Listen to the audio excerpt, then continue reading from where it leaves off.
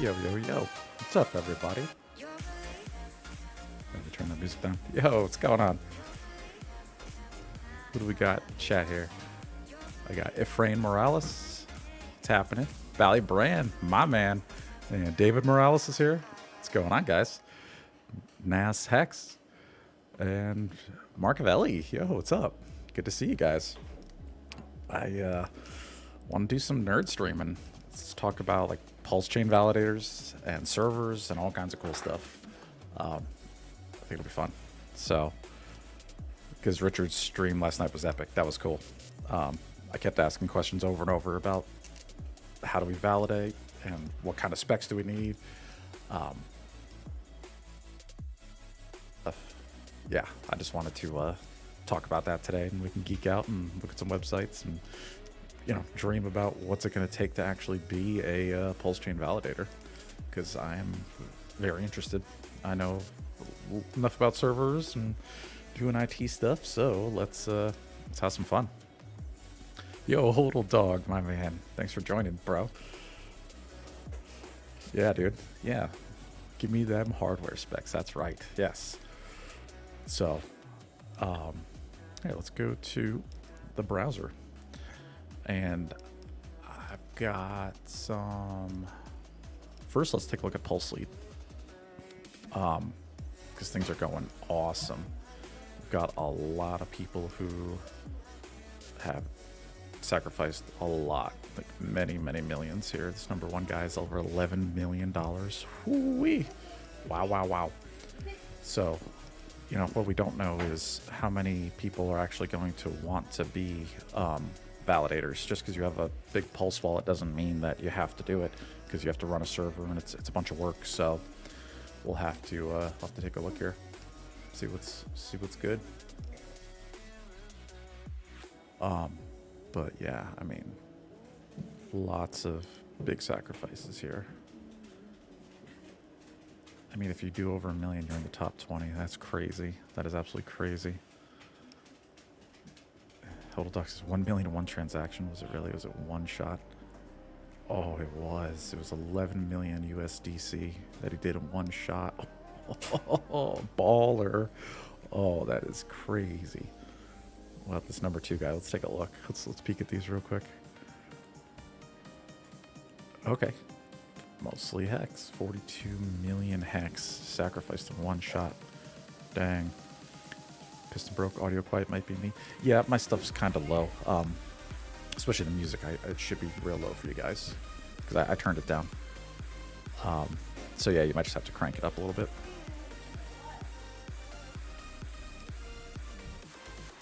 So it's nuts, man. It's absolutely nuts. This is wild. So these, we don't know how many validators there's going to be yet. We're guessing 33. That's what Richard said. Probably less than 100, because it just gets, the more you add, the more likely it is you're going to run into a bad one, which makes sense. So I'm just guessing 33 is going to be the sweet spot, probably. I want to be in there. I would love to do that. That would be dope.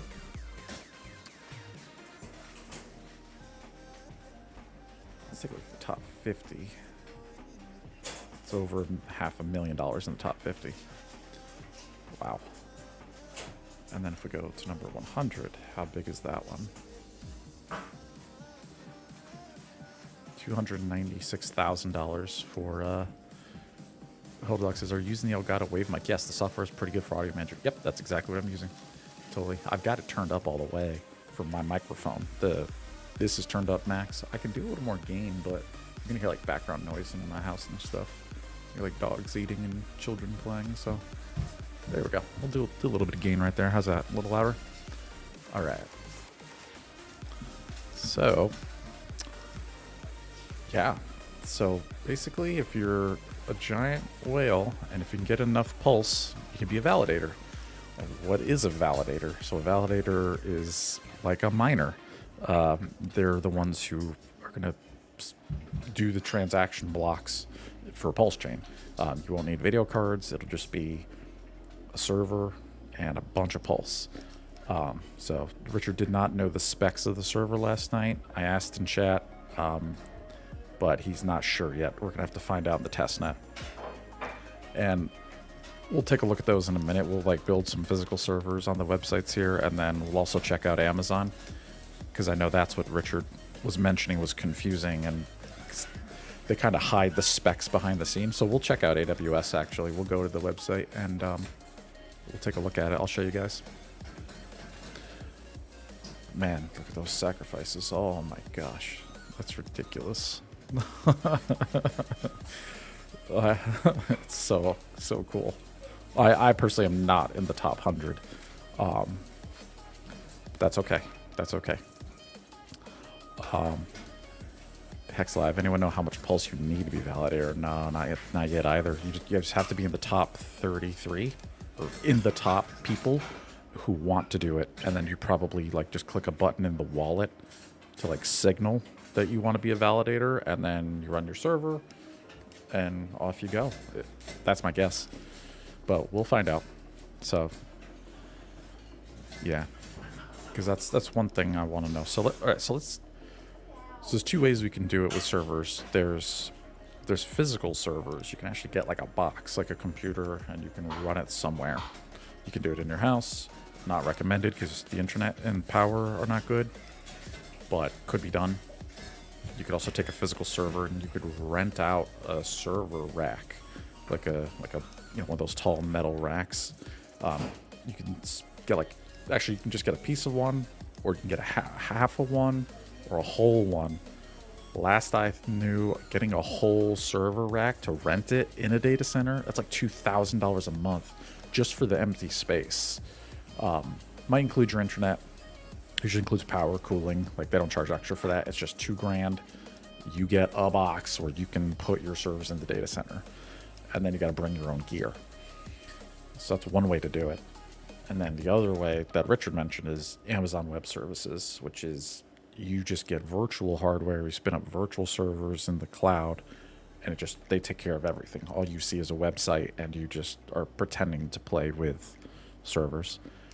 Hodeldog says Richard posted some screenshots of the GUI, but nothing hardware related yet. Yeah, and even the GUI, like, it didn't have a lot on it. I definitely wanted like way more juicy details. One of the details I want to know is delegators.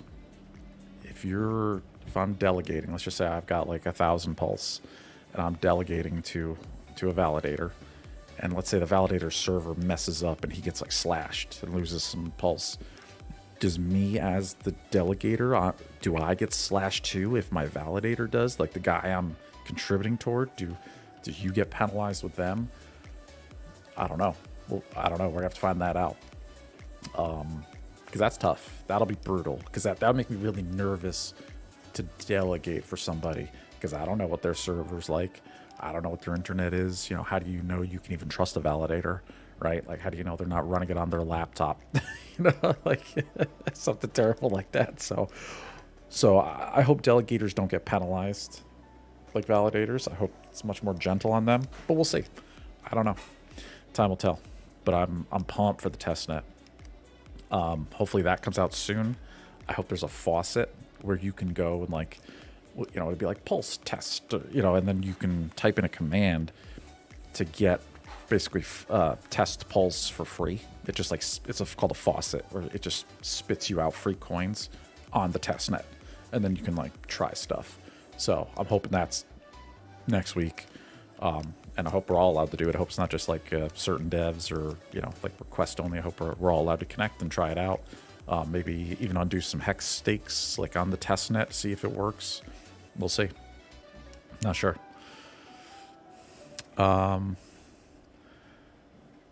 Yeah. Piston broke. Hodl dog. I was in Geneva a couple of years ago. Amazingly fondue. Expensive city. Amazing fondue. That's cool. I've never been to Geneva, sadly. I've been to Amsterdam. That's the only place I've been to in Europe. Heck, I took a first couple steps to run Geth client on Windows today. Just so lazy. Hope to make some more progress next week. I thought about that too, about running Geth and stuff. But it's like, now that Pulse is here, it doesn't even matter. But that is another question too, actually, that you just made me think of. Can we just run Pulse nodes? It's gotta be, right? Where we'll be able to just, it'll have a full copy of the blockchain. It'll be running on your computer. Technically, you could point your MetaMask to it. Like, you can go into MetaMask and then change the RPC settings and the IP address, but you can change it to look at your local IP address on your computer, and then it's like you've got the blockchain, like, local. So I'm assuming that's going to be possible too. I hope so. So yeah, let's build a server, right? I used to do this all the time. Like, let's just start with an HP, right? We'll just go HP Enterprise. I think that's the website where they do this. Yeah, all right, here it is, hpe.com. So this is Hewlett-Packard Enterprise. This is where you get, like, servers and, like, the good equipment, like the good stuff, the heavy metal. Hey, Tarnwig, what's happening, my man? HexLive says Pulse will run their own version of the Geth client. Okay, cool. Awesome. That's perfect. So we can run those too. We can run our own nodes. Yeah, Node will be cool for some more privacy. Yeah, totally. Okay, so HP. Bunch of ads for, I guess they're doing their own cloud now. Give me the servers. Here we go. HP ProLiant, there it is. These guys right here. So, alright, so we're just going to pretend like we want to buy a server to be a Pulse validator.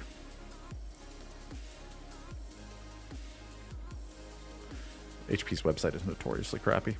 Yo, Benny Bills, my boy. I'm doing great, man. Good to see you. Thanks for joining. Yeah, yeah, we're just nerding out, doing some geek stuff. HP's website is trash. I don't even know if this is going to load.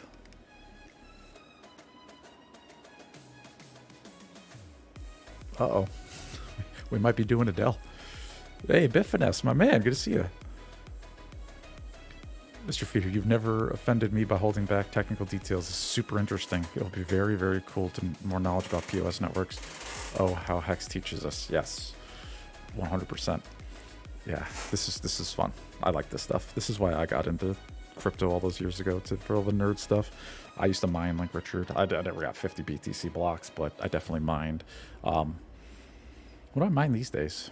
Monero. I mine Monero locally at home, but that's about it. It's mining game's over. So this is cool. Like, these Pulse Validator servers, this will be the only negative externality in Pulse, is we have to run these servers. So it takes a little bit of internet, a little bit of cooling, a little bit of electricity, and that's it. Simple. Now, as far as, like, specs, we have no idea how much CPU, how much RAM, how much hard drive. So we'll just we'll make some assumptions here as we go along. This little mini servers. Who wants something a little more beefy than that?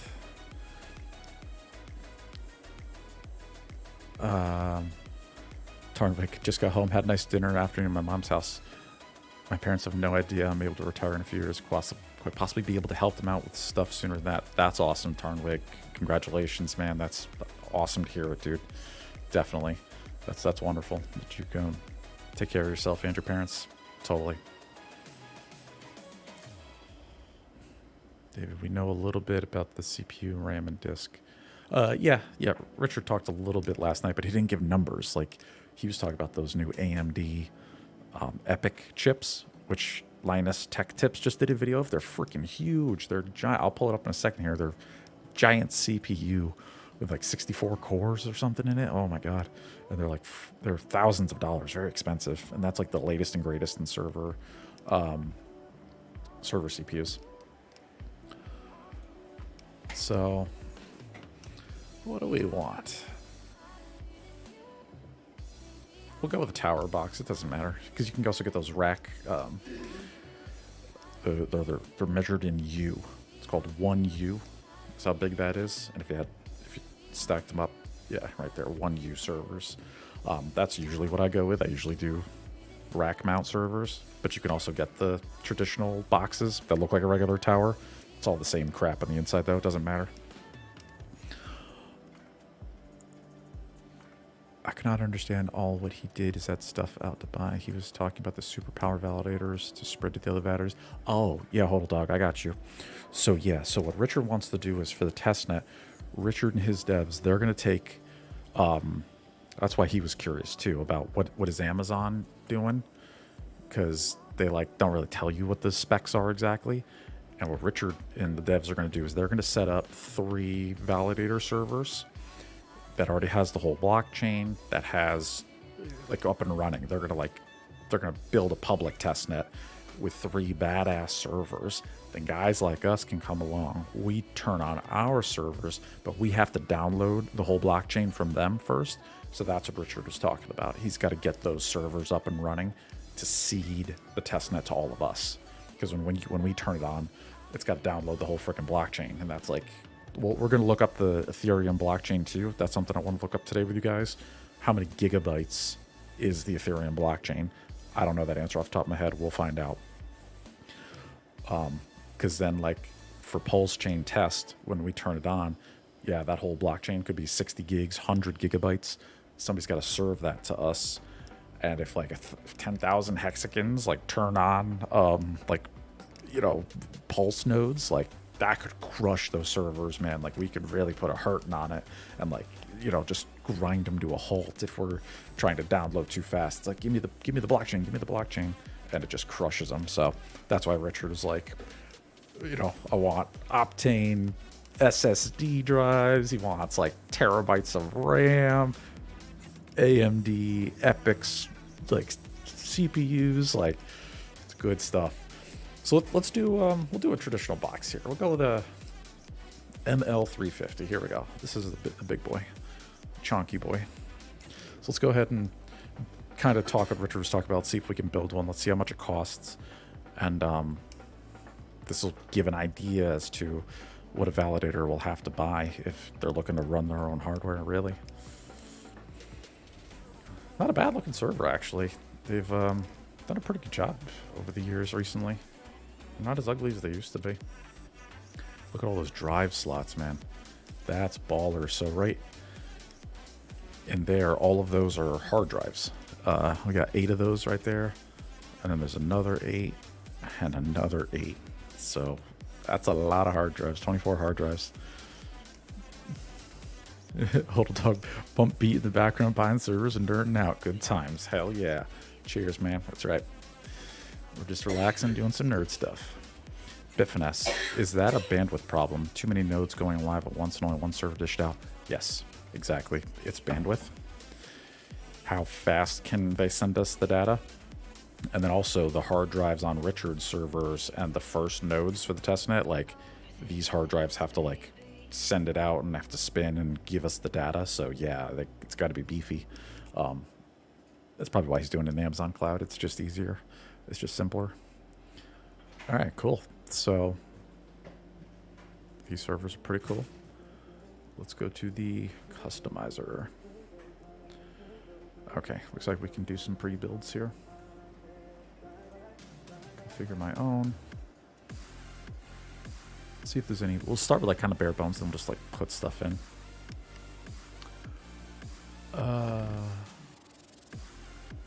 What we got here? What's the difference? 801. Why is this one $1,000 more, but it looks identical, except with less power? This makes sense. All right, we'll just take the we'll take this guy. And we'll customize it.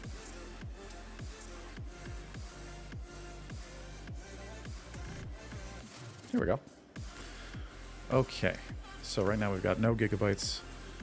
So Hewlett Packard offers a broad portfolio of hard drives because they got the regular old school hard drives that actually have like the spinning disk inside, and then you got the solid state hard drives, which is like it's like a flash drive, right? It's just plastic. There's no moving parts.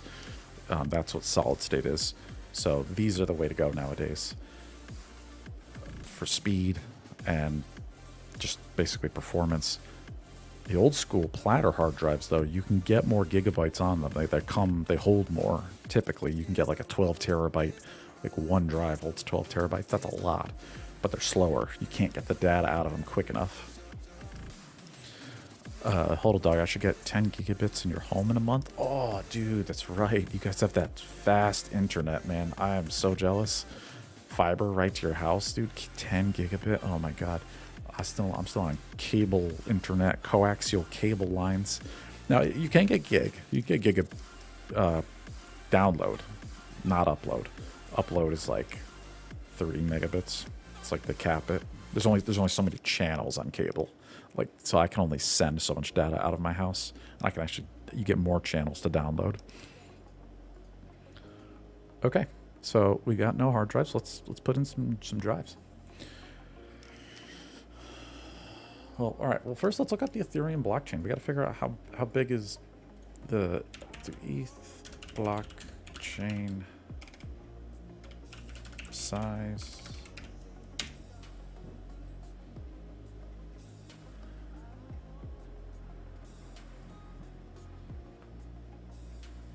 Ethereum, 300 gigabytes.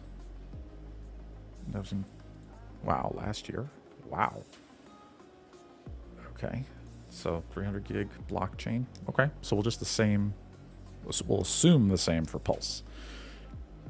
Because we're forking it, right? It's identical. Put in some floppy disks as well. Lols. All right, so it's 300 gigs. That's pretty chunky. So we want like 1 terabyte SSDs if we can do it. Now, one of the ways you can tell if it's a platter drive, because they don't really explain it very well here, it actually says the RPMs. This is a 10K, 10,000 revolutions per minute. So that's the old school platter spinny disk.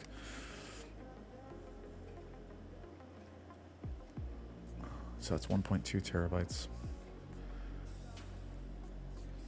Do they have any SSDs?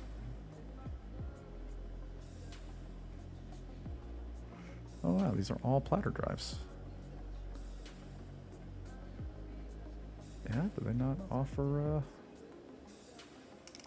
I'll be shocked they don't have SSDs. I would buy them from somewhere else if that was the case.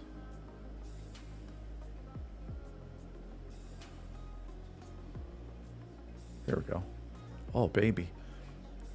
1.92 terabytes. It's SATA, so that's a little bit of a slower port.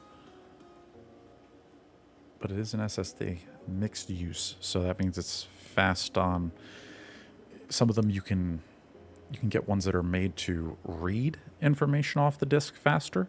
And you can also get some that write information and save things faster. But then you give up on the other. And then they have these mixed use that does both decent. It can read files you've saved pretty fast, and it can also write new files pretty fast. So I think that's a perfect fit. So wow. So what I would do is we're gonna have one hard drive like just for the node, like just for the software for the blockchain, right? So you pop one of those in. Then you would want another hard drive just to run your operating system, and that one can be smaller.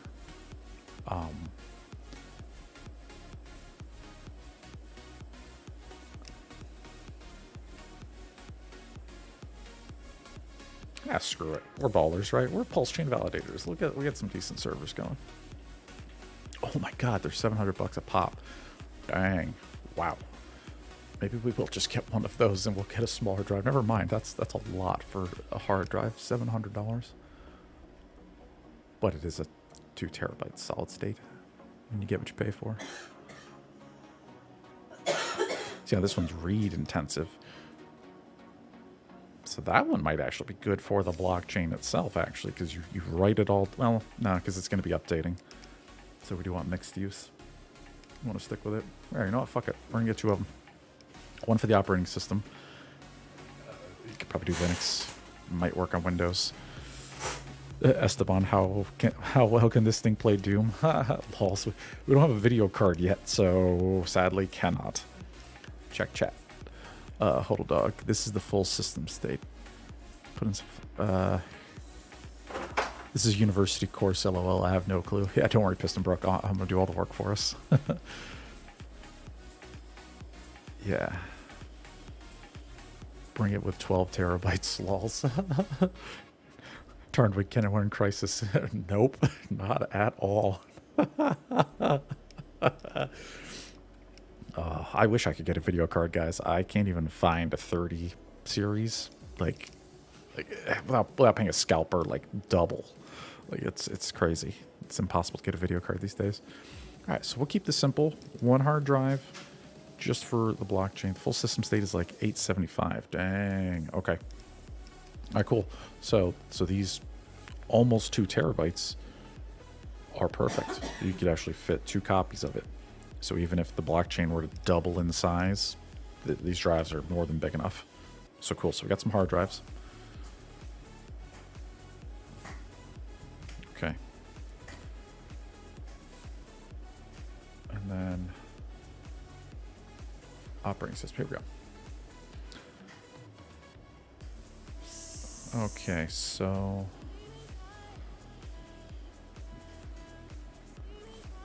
I mean, normally I do run VMware, vSphere. It's also called ESXi. That's the operating system I usually use for my clients. And then you run virtual machines inside of that. So typically that's what I would do. I would get the, normally you just get the kit, but,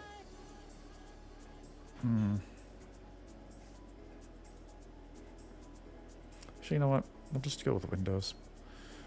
And we'll just pretend it's a physical box. We aren't going to even virtualize. We'll just be like, this is what it's like if you ran a physical box. 16 core data center, Windows Server, standard 16 core. Yeah, standard's fine. Data center is just good if you wanted to use, if you want to make like unlimited virtual machines with one Windows Server license, you buy data center. Because if you get one box like this, but you could have like 100 virtual machines inside of it. But we're just going to go with standard because we're just doing this one server. Let's pull that off. Nice one. $800 the Windows license, not too bad.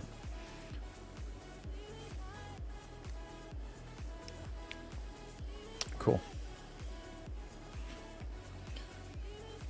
Is this it? Is this all there's to it? Support? We don't need any support.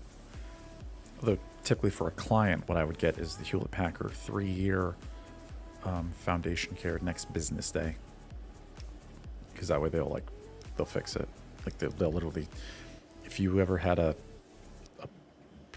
part fail, piece of RAM, hard drive, if you've got this warranty, HP will literally mail a part to an engineer, to like a tech, and that guy will come to the server. He'll like drive to your office or your wherever and fix it. Like he'll actually like pop it open and swap out the part, and then the guy leaves. So it's actually really cool. Piston broke this stream stuff. Thanks, man. Just having fun, dude. Just nerding out. So yeah, let's check this last piece here. Management software. Oh, this is dope, man. This blew my mind like 20 years ago. Or maybe it's 15 that came out.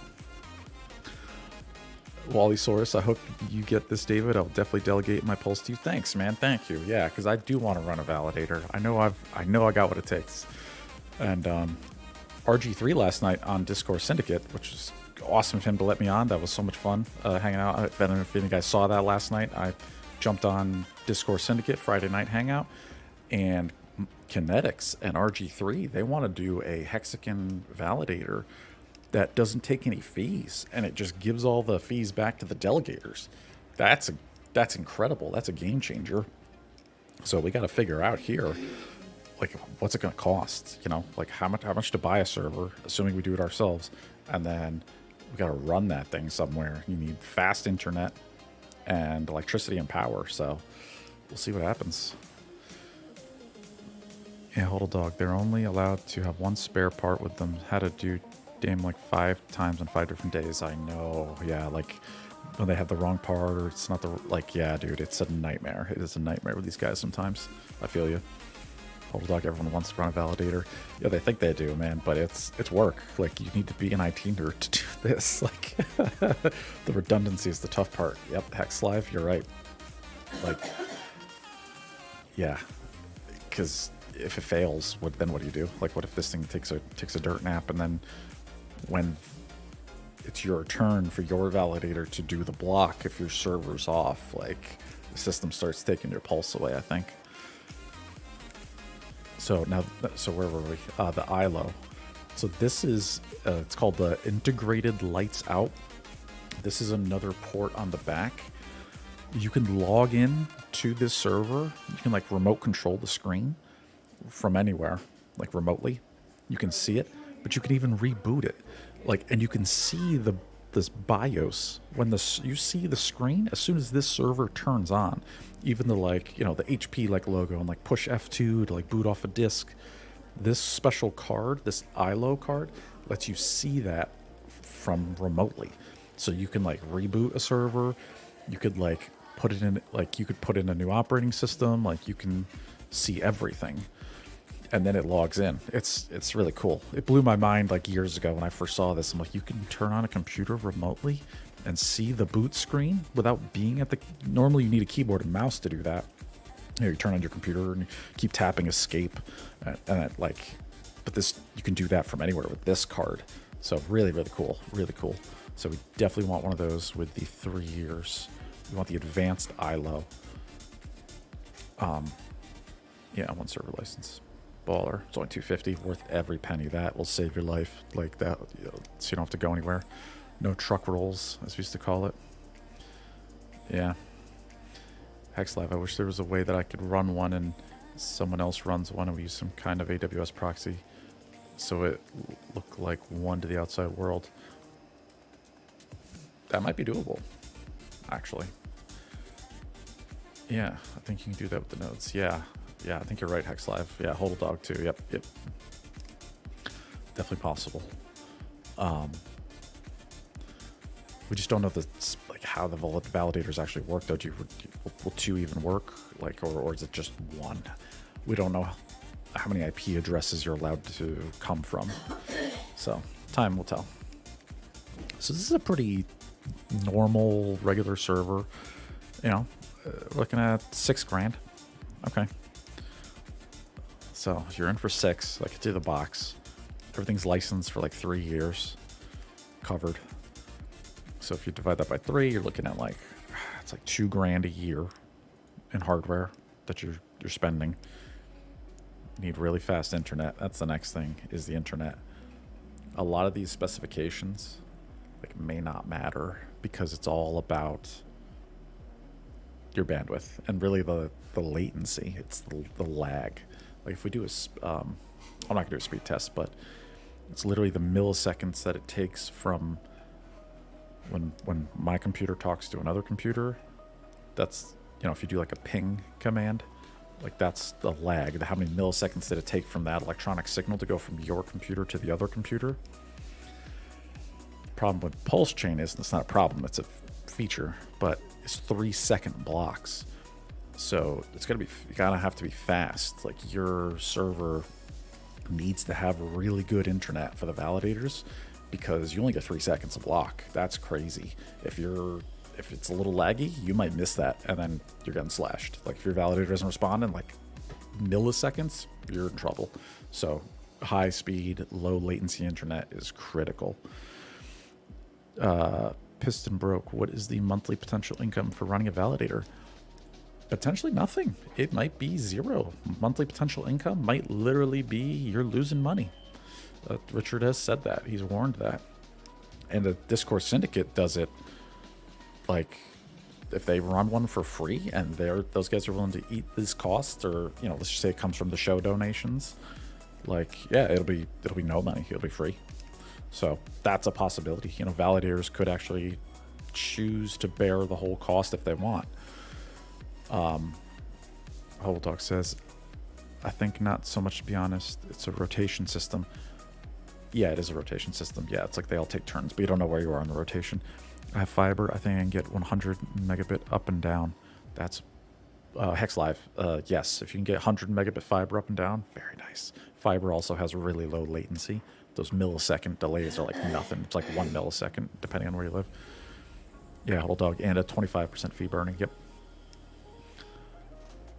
Take it easy, Tarnwig. Later, folks. I was trying to remember which system builder makes secure computer systems that can customize and verify their security. Level 1 tech's done a video a year or two ago. I'm not sure. Yeah, but there are a bunch of places you can do that. I think the show donation will go to a fund or something. Okay. Yeah. Yeah, because they mentioned it last night, and I'm interested in learning. I want to find out from Richard, how do we do this?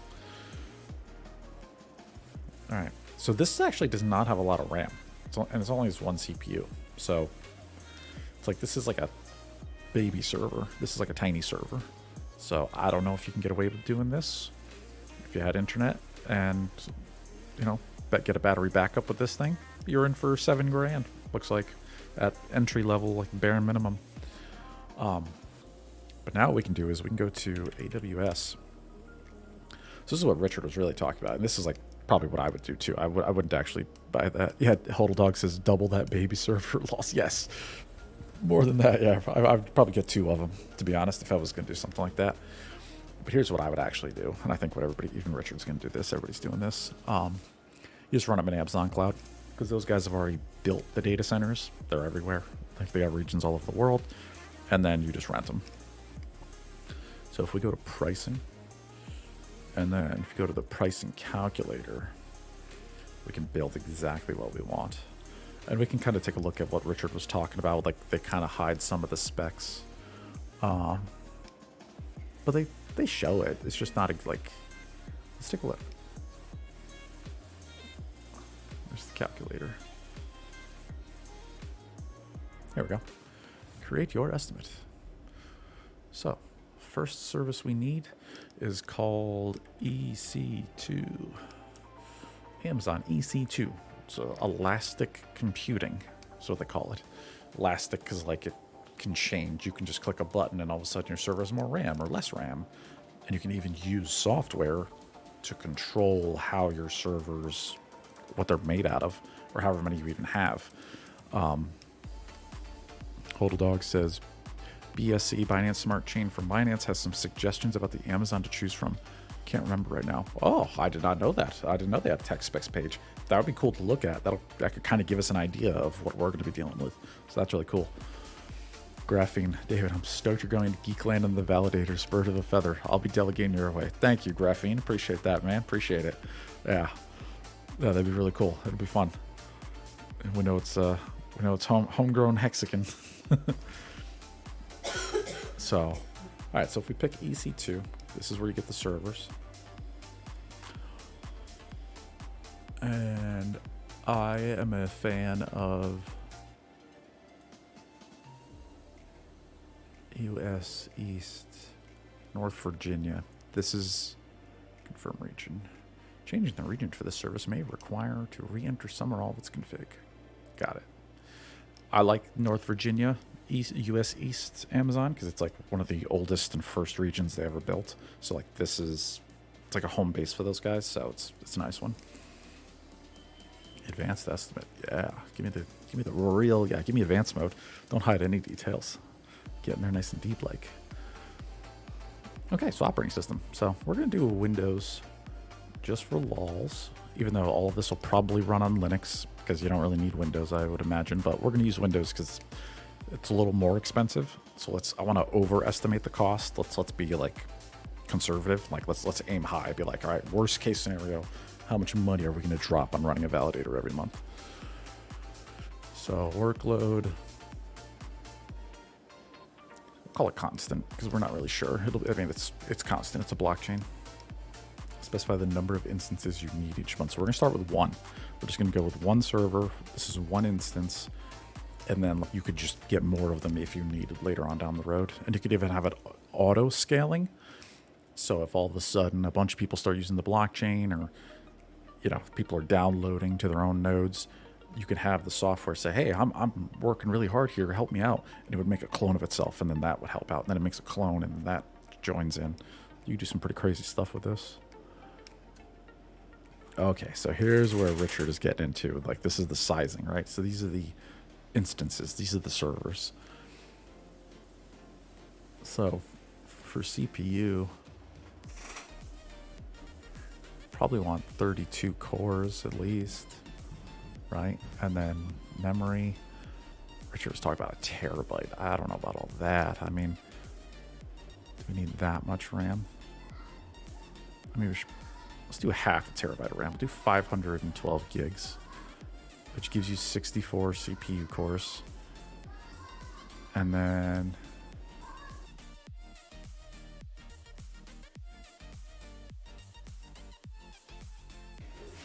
okay. Let's look at this network. We're gonna go with up to 15 gigabit. That's crazy. Oh, this is awesome. All right, so storage. Ooh, wow. 4 times 600 NVMe SSDs. That's baller. Wow. Now, when it says EBS here under the storage, that means you can pick your own hard drives from a different page later, and then you kind of like slide them in virtually. These ones actually come with NVMe built in. NVMe are those little, like those little SSDs that are really fast. And then even the ones Richard mentioned, the Optane, those are the best of the best. Like those are the fastest.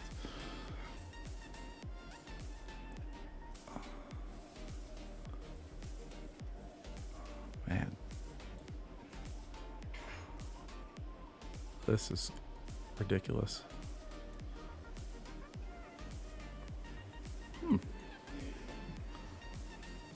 We can add our own hard drives later. So this large is looking good. This R15 12 gigabit Ethernet pipes, that's pretty good. There's also 20. How much does that increase the price? So this is the price per, is this hour? It's like $6.50 per hour, probably. Let's go with this one.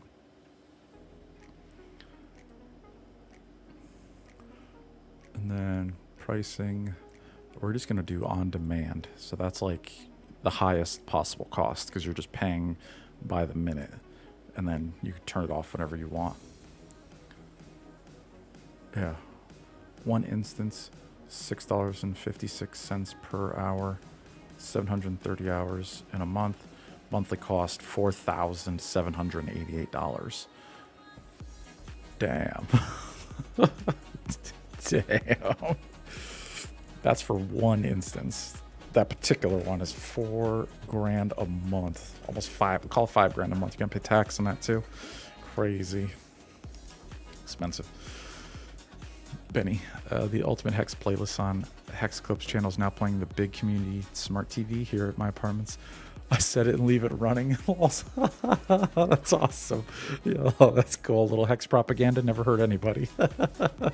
That's genius, Benny. I love it. Hold a dog, king of fun. Haha, no luck. Still in the dry, but the lakes and rivers are going crazy. Oh, nice, man. I'm glad you didn't get flooded out, dude. Yeah, I saw that in the news. It's, yeah, people are getting washed away and shit up there. It's crazy. Can you make a redundant validator if you take 2 instance? I don't know. That's a good question. I don't know. Maybe. I wonder if Richard's going to be running a validator too. I was trying to ask him that last night, but he didn't answer. Okay, now we can even add a hard drive to that other one. Jeez. So we want 1200 gigabytes. So we can do double. This is a general purpose SSD.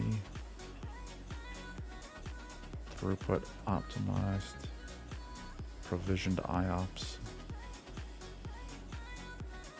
This is where it gets tough because like we don't know what's gonna happen. A piston broke. Thanks for stream, bro. Heading out for a pint. Good to see you guys later. Take it easy, man. Cheers. Thanks for stopping in. How fast is the service recovered if fails?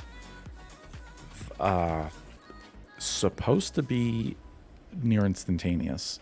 Like you're not even supposed to know that it fails with Amazon. Like if they have a hardware failure, supposed to be that like your instance is just, it never turns off. It just auto migrates to another machine and you don't feel the difference.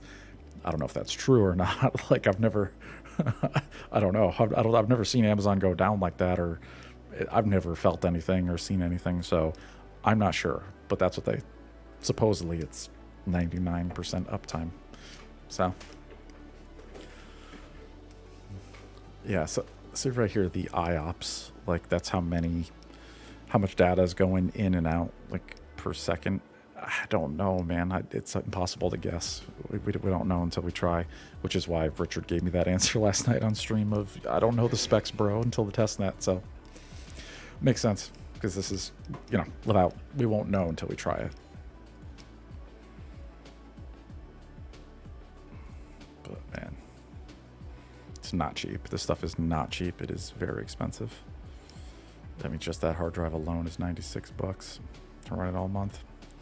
Then you look at the data transfer, and it's like, oh, free from the internet. Oh, that's pretty sweet. Because everybody who copies the blockchain, I mean, that adds up. If I turn on a server, that's 600 gigabytes, and then HODL turns on the server, that's another 600 gigabytes it downloads, and it just does that all day. So you could rack up a big data charge if you're paying per gigabyte.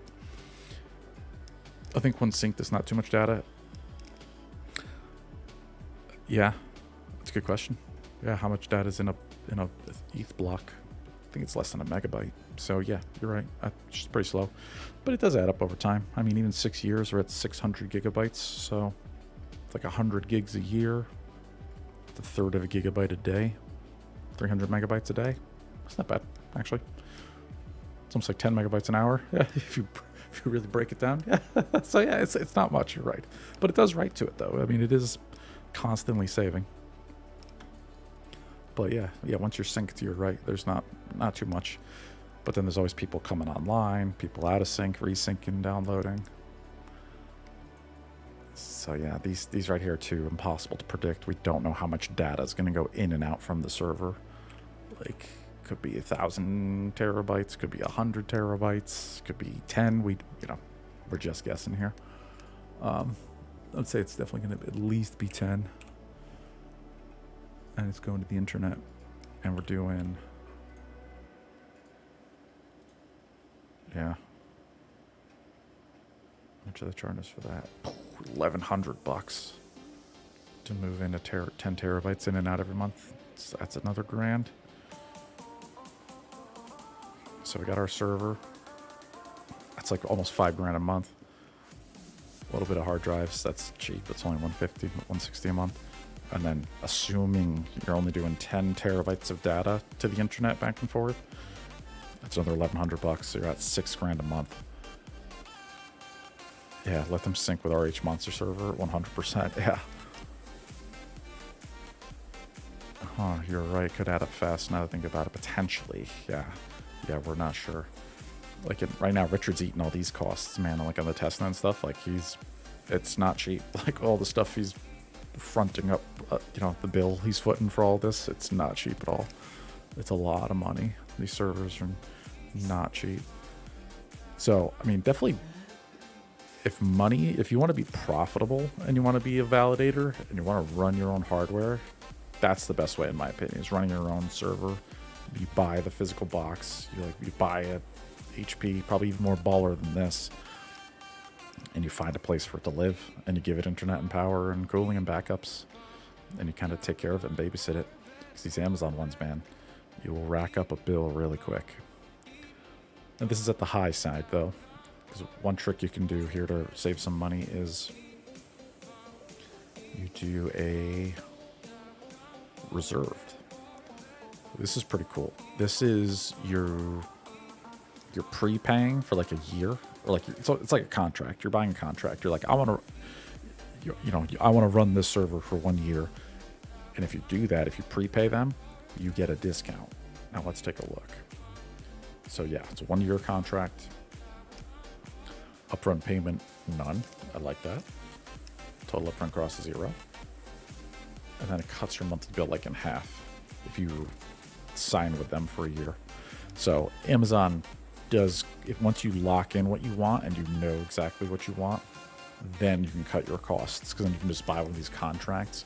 And I think they're per server, and then you just save as soon as you're like, hey, I want to do 1 year because I like this box, it's working, the node's up and running, validators churning along. Then you lock it in, and then you save.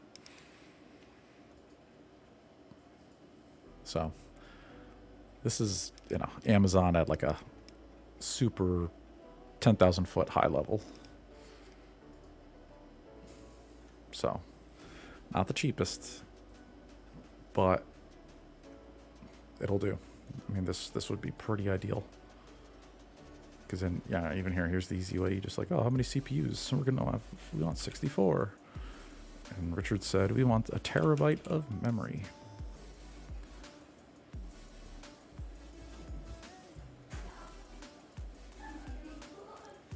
$16 an hour. Whew. 10 gig internet. That's a beast. So pretty cool. Pretty cool. You can rack up a credit card bill real fast with Amazon Web Services.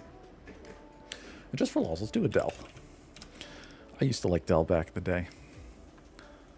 Let's see what they got for a server.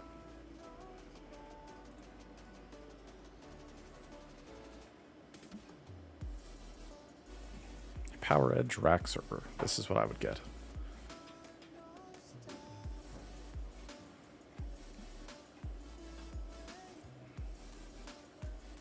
Man, I would probably do... Oh yeah, do they have those? It's an AMD Epic. They spelled it with a Y. So I think this is the processor Richard was talking about. And you can see it on Linus Tech Tips, who's another famous YouTuber. Yeah. These are like the fastest CPU in the world right now, I think, for consumers. Yeah. Oh, where's the picture? Here it is. The highest performing server processor in the world. Yeah, this is it. It's right now, it is the best. Oh, they do have it at Amazon.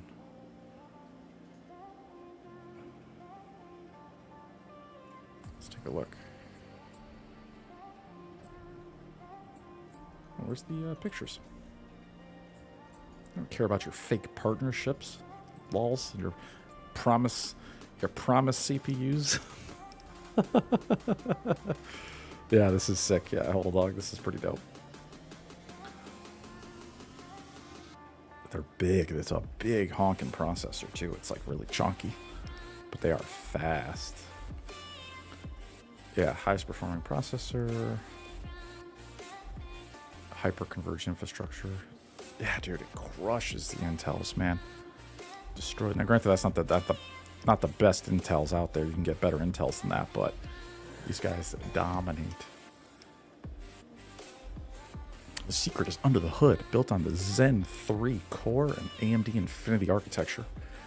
The new AMD 7003 series.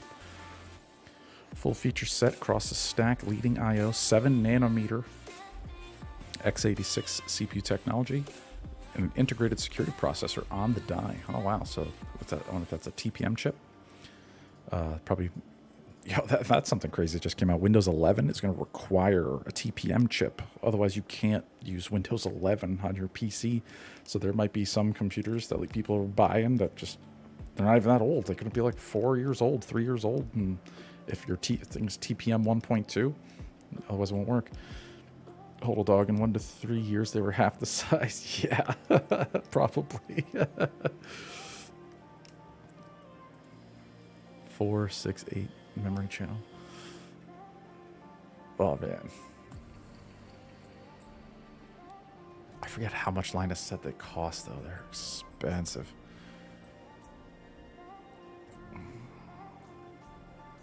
Yeah, oof. 64 cores.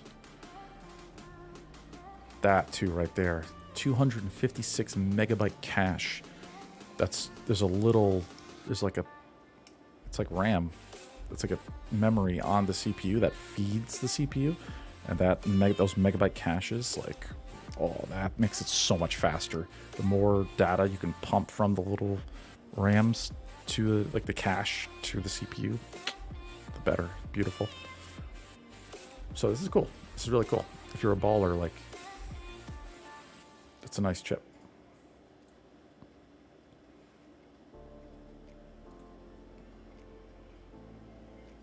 Maybe I should put it in the shopping cart.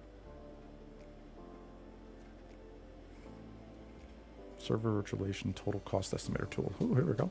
Let's see what these guys are saying. Select your virtualization. VMware. Select your license. vSphere standards, fine. Select Intel scalable generation. Third. And then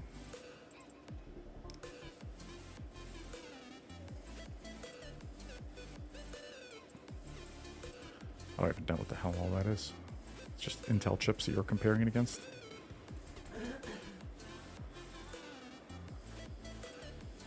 Wow, so it'd be $3,400 for the Intel, but the AMD is only $1,500. Nice. Hodl dog nerds and mad gains and hex are not a good combo. Yeah. Wasting all of my hex gains on server metal for a validator. Oh, lols. Oh, that's funny. So I'll just get the 1U. 2 sockets. Wow, you can get up to 4 socket CPUs. Dang, okay. Okay. Why not? It's all hex gains, right? Marcavelli, everyone in Hex needs easy ways to leverage ourselves to unbearable measures. There's that damn TPM. Trusted Platform Module. That's what that means. Yeah, so we'll get the 2.0 chip. 8 hard drives is fine. And the 2.5 chassis, that's fine. Processor. These are all Intel Xenon Gold.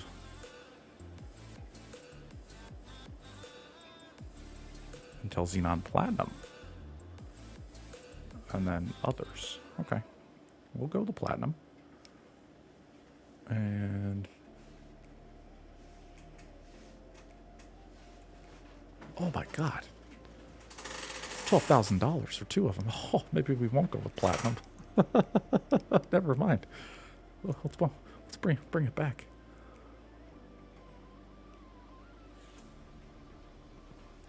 I don't think the CPU is gonna. I don't think you need a lot. Hey Kaz, what's happening? Good to see you. Yeah, I don't think you need a lot of CPU for the validators. To be honest, it shouldn't be that crazy. Like the difference between these shouldn't. I could be wrong, but I don't think it's gonna be that big of a difference. So it's got 22 megs cache, lols. That'll work fine. And then Yeah, we don't need third and fourth processors. Comes with heat sinks for free. Wow, what a bargain. And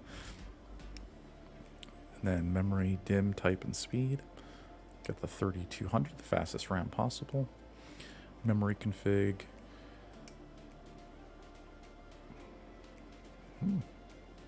Memory mirroring. Market value, buy it in payments. Yeah, that's true too. You could do it for $300 a month on the Dell credit card. Yeah, actually, you actually could lease this out or put it payments and yeah, pay it over time. That's actually not a bad idea at all. I think it's gonna be really hard to make money as a Pulse validator. Like, I'm not doing it to make money. Like, that's not the point. The point is to like make sure it's servers we can trust and, you know, do them ourselves. Because I don't think the fees, like, and especially if Discourse Syndicate, if they want to do one, if they want to do a validator that gives all the money to the delegators, that like they'll be the #1 validator. Like, why would you not delegate to Discourse Syndicate if they're going to give you all the fees and they're taking nothing? Like, it's just a no-brainer. Kazrella, are you going to be a validator? Yeah, I want to. I don't know if I will. We'll see. I want to. We'll wait till testnet and we'll see how much it's really going to cost, because it might be too much money. It's too expensive. And then in reality, you're making like nothing in fees. I mean, let's just say a Pulse is, you know, it's $1. All right. So for each transaction, if one Pulse is $1, now it's not going to cost a whole Pulse to send a Pulse, right? That wouldn't make sense. But let's just pretend that the fee is one Pulse and it is $1. Well, there's 25% fee burning. So right off the top, that dollar Pulse is now 75 cents. So 75 cents of the $1 transaction fee, 75 cents to the validator. Then it's up to the validator, how much do they take of that 75, and how much do they want to give down to their delegators. If Discourse Syndicate really wants to do it for free, they will take no fee, and they will give all of the fees to the delegators. You know, so yeah, it could be nothing. You know, I think a 50-50 split would be fair. But then again, it depends how many transactions does a validator get in the rotation, right? If there's 33 of these guys, you're only getting 1 out of every 33 blocks. So it's like 1 a minute. So, or maybe 2 a minute if you get lucky, you know.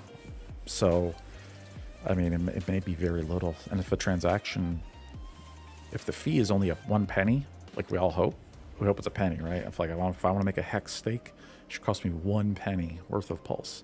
That's cool. So 25% of the penny is burnt and destroyed. 75% of the penny goes to the validator. And I would imagine some validators would do half. Like I would start with that as like a default. I would say I'll take half the fee and then give the half to the delegators who have delegated to me. Do 50-50. And then there'd have to be a lot of transactions in order for that to pay for itself, especially if we're looking at for one server here. I mean, we're not even done building this particular one, but I mean, it's expensive. I mean, damn, it's $800 just for each set of RAM. Damn. Yeah, this is going to be crazy. It's going to be hard for being a validator, man. Like, you already have to have a data center. This is crazy. It's going to cost a lot of moolah. Very expensive. I don't think it's going to be very profitable, guys. I'm getting worried. But I do want to try it out. I want to see if I can.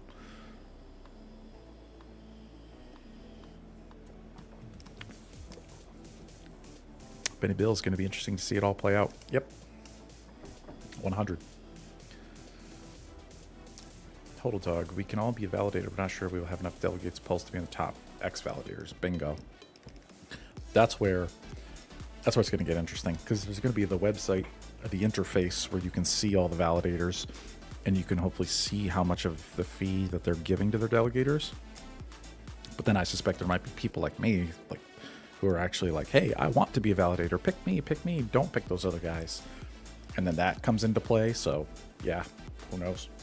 I think so far I'm the only person that I know of who's said they wanted to do it and like showed interest, but time will tell. Whole dog, by the end, we end up in the cloud. Yeah, 100%.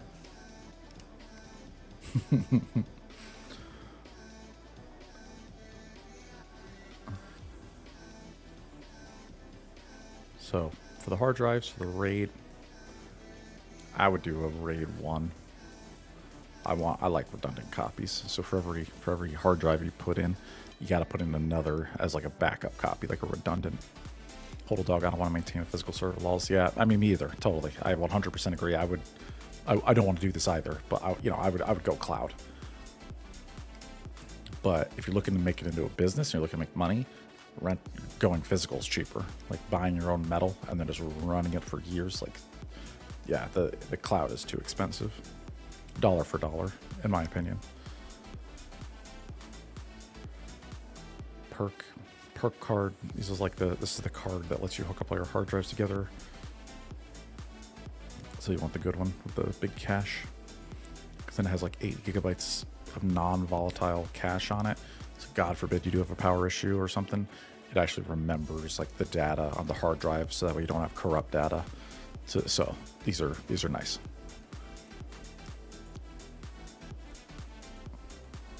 Yeah, Benny, Hold Dog says, but just for the fun, not expecting any profits. Yeah, this is kind of a science experiment. I don't think anybody's going to get rich running a validator. I don't think so.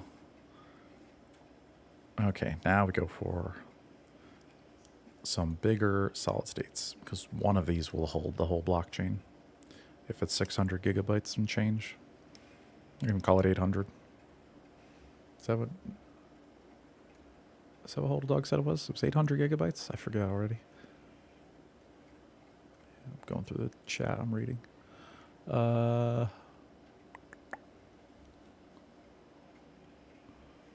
don't know. I lost it. Dang. Either way, that'll do. So we need at least 4. 2 for the node and the blockchain, 2 for the operating system. Just keeps it easy. This is SATA SSD. It's not even the fastest. You can go with SAS SSD, which is even better. But that's okay. And then boot optimized storage cards. I don't know if that's really necessary. There's no operating system, so that's not even included. We'll throw in Windows. Windows standard's fine.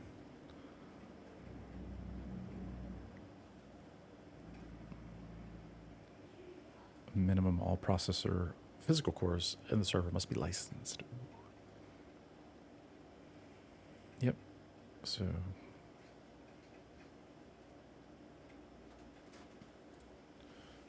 there we go. Get our licenses. You want the DRAC. This is the Dell Remote Access card. You want the Enterprise. This is like that Hewlett-Packard ILO card. This lets you log in like remotely from anywhere, and you can like see the screen even on a reboot. Amazing. 875 gigabytes. Thank you, Hodl Dog. Appreciate that. Man, that Ethereum blockchain's pretty big, huh? Dang. Not kidding. iDRAC Group Manager. I'll just change it after the fact. Legacy password Calvin. Oh, that's right. You could walk up to any old Dell, and the remote access card default password was the word Calvin, or the name. I have a laptop. You can do like I get on somebody's Wi-Fi. I forget what port this runs on, but then you just scan for the port on all IP addresses, and then if it hits, you just type in Calvin and you're in. I've never done that, though.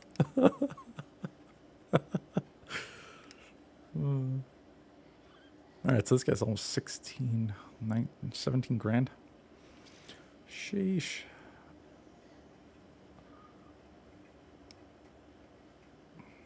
Quad port 1 gigabit. Intel quad port 10 gigabit. There we go. Hey, Alex, what's up, y'all? I got into Hex in May. Congratulations. You have done fantastic then. How do you like all them doubles? Hey, Matty Crypto, what's happening, my man? Yeah, well, yeah. Congratulations, Alex, there for getting in May. You're done well. We've only just begun. Yeah, let's check the prices. I haven't even looked in. It's been a few minutes. 16.6 cents. Love it. We're getting close to that half of market cap of Ethereum. We're getting there. We're coming. We're coming for him. So yeah, we're doing great, guys. We're doing great. Up 5.25% for the day. Let's check the sacrifice. See how much. Pulse.info. Let's go right to the Etherscan. I forget the wallet. Connect my wallet. Okay.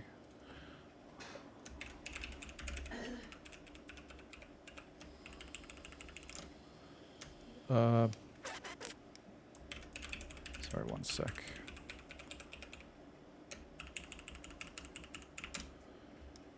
Let's get logged in.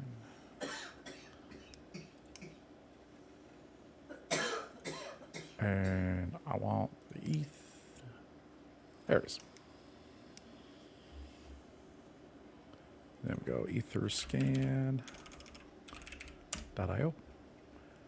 And let's see what we got on the ETH side sack.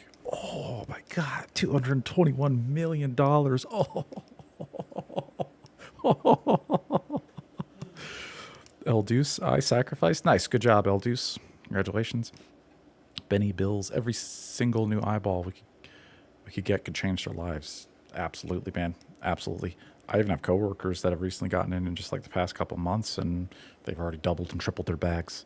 And it's like even for folks who are just getting in now, even after a long time, yeah, it's still ramping up, still early. Let's take a look at these tokens. Oh, I can actually expand it. That's right, Trayvon James showed me that earlier today. I was watching Trayvon. He had a quick little stream. Wow.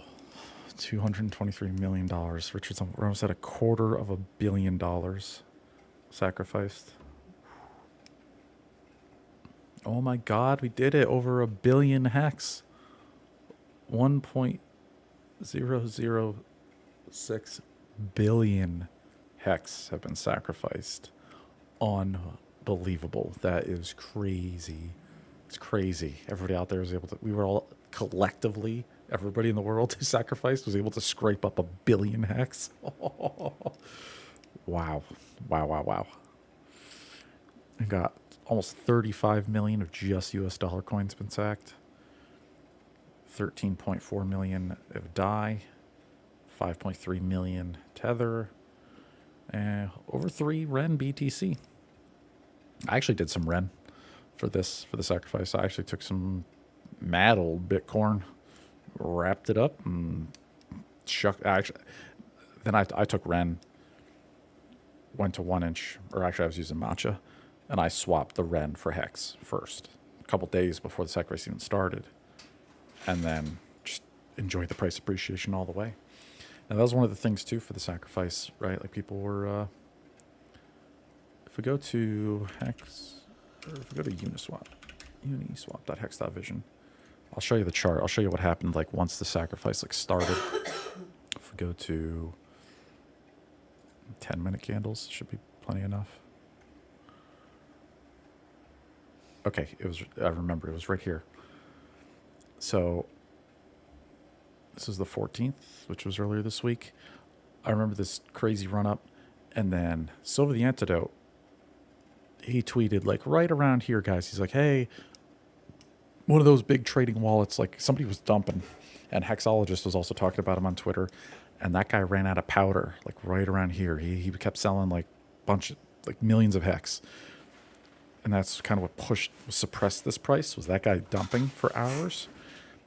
And then even me personally, I snatched some right here. I was like, yeah, we've been going sideways for too long. It was like a whole afternoon, the whole day. It's going sideways. I'm like, yep, time to get some. Got in, kept going up. And then like Richard announced and then started streaming like literally like right here, right at like 1 o'clock in the morning.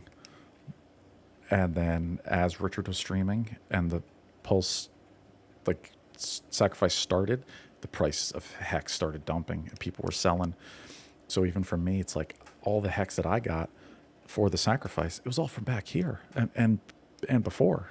So for me, like once we got here, when the sacrifice started, right at 15 cents, just sack and chill, man. I just sent it all in. I'm not playing the game. Now, sure, if I had waited, I could have had more, but you don't know what's going to happen. And I'm, and as soon as it started, I'm sitting there watching Richard, and it's just bleeding out.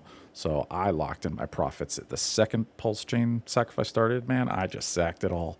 It's like, take it. I'm tired of holding it. It's already a hot potato. I'm already so up from before. Like, you can't complain, you know? It's like, so I sacked right the second it started, like live. And now I'm just chilling. I don't have to worry about nothing. Benny Bills got a nice little shapeshift airdrop yesterday, by the way. One wallet claimed 250 Fox tokens, another claimed 200. Good for about $400. Nice, dude. Nice. Be sure to check if you were eligible if you've used shapeshift at all. I bought some ETH on there twice. Dude, that is awesome, Benny. Very nice. I personally have never used shapeshift, unfortunately. I wish I had, but I've never used those guys before. They've been around for a long time, though. Shapeshift is legit. I trust those guys. They've been around for years and years and years. They've done that service where you can swap pretty much any coin for any coin.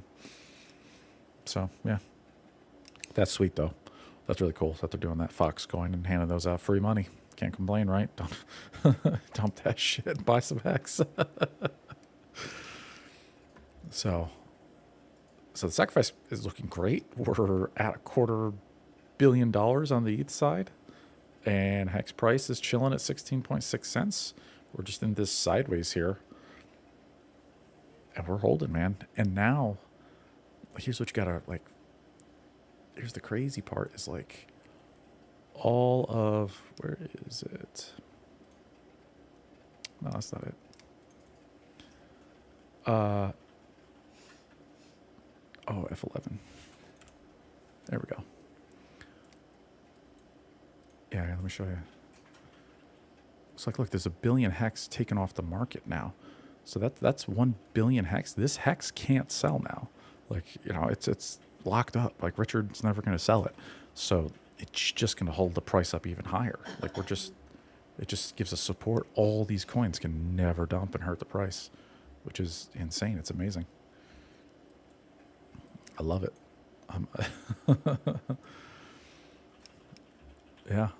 So, wow. That's awesome. Crazy. If we go back to, where's Pulse Lead? Let's refresh this, take a look. Nothing changed in the big boys. Nothing changed. Top 10 are still over 1.5 million plus. Nice. Mad Crypto. Hey, David, I was a bit late to the stream. Can you give me the Cliff Notes version of your thoughts on the Validator? Yeah. Cliff Notes version of validating, it's going to be expensive. It's actually not profitable. Like, it's going to cost a lot of money. Like, just to run like a badass server on Amazon, it's going to cost $8,000 a month. So, or you're buying a Dell, like a box for double or triple that. Although that would last you years, so that's not a bad deal. But it's going to cost a lot of money. You need a nice server. And you got to take care of it, and it's got to be up and running. And then the Pulse chain fees are probably going to be really cheap and really low. You're fighting over 75% of a penny. Like, I don't think it's going to be profitable. And Richard said it in the past in a video too. And it's like basically the Pulse validators, like the big whales, they're going to want to protect their bags. And it's like they've already got shit tons of money anyway. They've got the Pulse. There's no more Pulse being printed. There's zero inflation in Pulse, right? So the only way to get Pulse to start with is you have to sacrifice or have ETH, and you'll get like a tiny little bit. Yeah, Mad Crypto, 8K a month. Piss. That's a lot of duckies. That's funny. It's a lot of duckies. Yes, it is. It's a lot of duckies. So it's not. Yeah. So you're gonna lose money. You're gonna bleed out basically. But these guys, they're gonna have so much. And like, what's another 8 grand to them if he's already sacked 11 mil? Like that's that this is a rounding error for that guy. So for them to get a little bit of extra pulse, and you already got big bags, I guess they'll want to do validating just to protect themselves and just get a little bit of extra. But yeah, it's looking like it's going to be like charity work, man. This is going to be a damn charity. Like we're just going to have to, Hexicans are going to like have to run these validators out of the goodness of their hearts because it's not looking like it's going to pay. Yeah, you're going to lose a lot of money being a validator. Crazy. This is crazy. But speculation, we don't know. We'll see. We'll have to wait until the testnet, try it out. Pulsechain.com. Yeah, we'll see. Blue Bum, hey man, what's happening, dude? Good to see you. Yo, Blue Bum, I wanted to also shout you out. That video, because I saw that from Tangent. He linked that interview you did, and then it was fantastic. You did a great job. You sounded like Richard himself, except way calmer and just like collected and put together. That interview was fantastic. You nailed it. It was perfect. Every explanation you had was on point, and it was flawless victory. So well done, Blue Bomb. That was wonderful.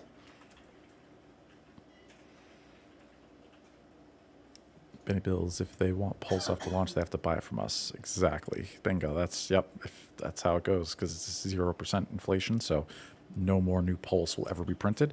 Just us will start with it, basically. Hodl dog, I'll do it for the nerd love. Yeah, yep, that's it, man. Graphene says, we'll get profitable over a long span as fee burning and market price increases conspire to make it so. Yes. Now, yeah, 5 years from now, when Pulse is like, I don't know, $1 or $2, like, okay, then you're, and depending on how the fees are, maybe, if it's like a 25, call it $1 fee. Let's say you pay $1 to do like a hex end stake. 25%, a quarter of that is burnt, leaves you with 75 cents. Validator maybe keeps half and then gives the other half to the delegators. So, and then if you're getting 2 of those a minute, it's like you're making like 50, it's like 50 cents a minute. So you're making like $30 an hour. I mean, that, yeah, possibly. Yeah, these numbers, we'll see. Marcavelli flooding the validator market to increase our chance. Increase your chances, smart. That's right, Marcavelli. You guys are not gonna. Nobody wants to be a validator. It's very unprofitable and very annoying. Meanwhile, I'm just buying servers. Oh no, I'm kidding.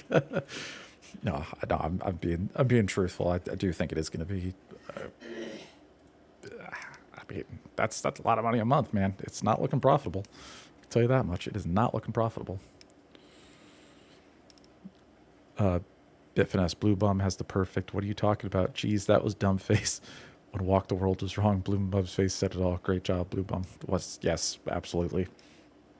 Oh, that was epic. But the interviewer, the Walk the World, that guy seemed cool though. He was, that was a great conversation they had, and then, like, at certain points, I felt like you could see in his eyes like the light bulb go off, and he seemed receptive to the idea. So that was pretty cool. That was really, really good. Really good. If I ever got like interviewed, like, I would hope to sound half as good as that, because that was like, sound like it came from the man himself. So very nice. So this is just the pulsechain.com website. Sadly, no tech specs yet, but we'll get there. And then obviously this is the bonding curve for the sacrifice phase that everybody's familiar with. So get it while it's hot, guys. Where are we? Richard started on 1 a.m. on Thursday. So we are fastly approaching day 3. And like, we're like right here on the chart. We're like almost to day 3. So it's coming. Benny Bills, I'll have to check out the stream. Oh, yeah, yeah. Check out that interview. Yeah. Let me, Oh, I'm not signed in on this one. I was going to say I was going to find a link. Walk the World's was the most receptive I've seen in quite some time. Respect. Yeah, totally. Yes, he was. Yeah, that was a great interview. Yeah, he definitely, you could see him getting, yeah, I bet you he bought some after that one. Volume bonus multiplier. And it's like, I wonder how much of that goes down. It's like, this guy obviously number one, so he'll get the 2.5. And then the question is, like, do each of his dollars get that bonding curve? Like, he slowly sucks up like a bigger chunk of the curve, I think. And then this guy will get 2.4999 and so on and so on and so on. Which is still a good deal because it's just a multiplier. It's just actually like, it's just extra coins, right? All right, I gotta charge my headset, run out of power. Yeah, guys. So yeah, pulse chain validating. It's gonna be a pain. It's gonna be expensive. Bummer. But I want to try it. I want to have some fun, and I want to talk to Richard about the tech specs because maybe it will make sense. We're not sure yet. Maybe it will. Betty Bills, have to keep reminding myself it's only day 3. Yeah. It's like, you are here. It's like, it is day 3. We still have 16 days left to go. And then it's done. And then we still have testnet. And that's like, where are we in the calendar? So we're here. 19th, it ends. Oh, no, I'm sorry. No.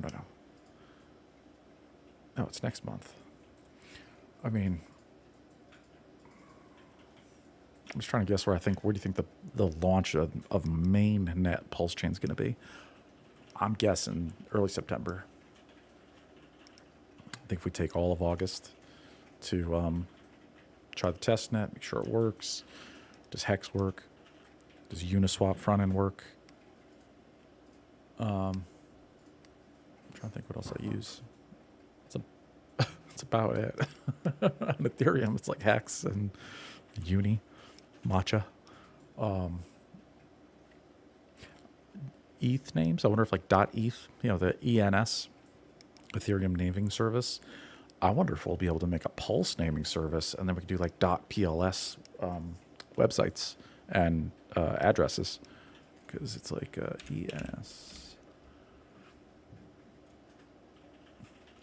Yeah, because this is ENS, the Ethereum naming service, and I forget the guys who built this, but like you can get .eth addresses.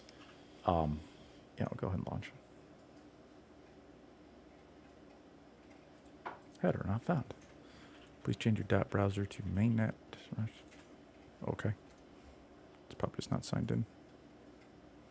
Protector super secret password. Okay, cool. Launch app. What?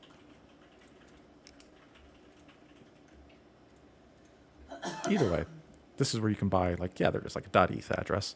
So that'd be cool if we could do a .pulse or .pls.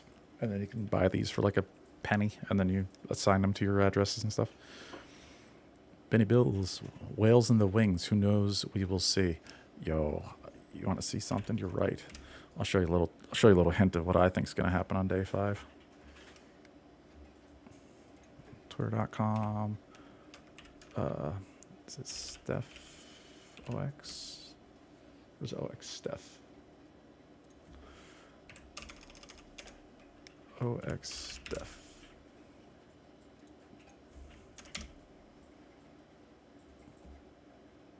Yeah, here it is. This is Steph from Staker App. Check out his tweet, which was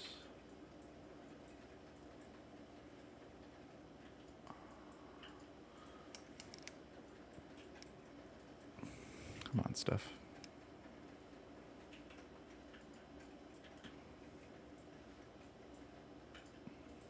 Unless you, right here.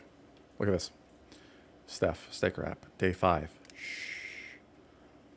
And 2 days before that, when we thought it was 3 days, he said day 3, wink, wink.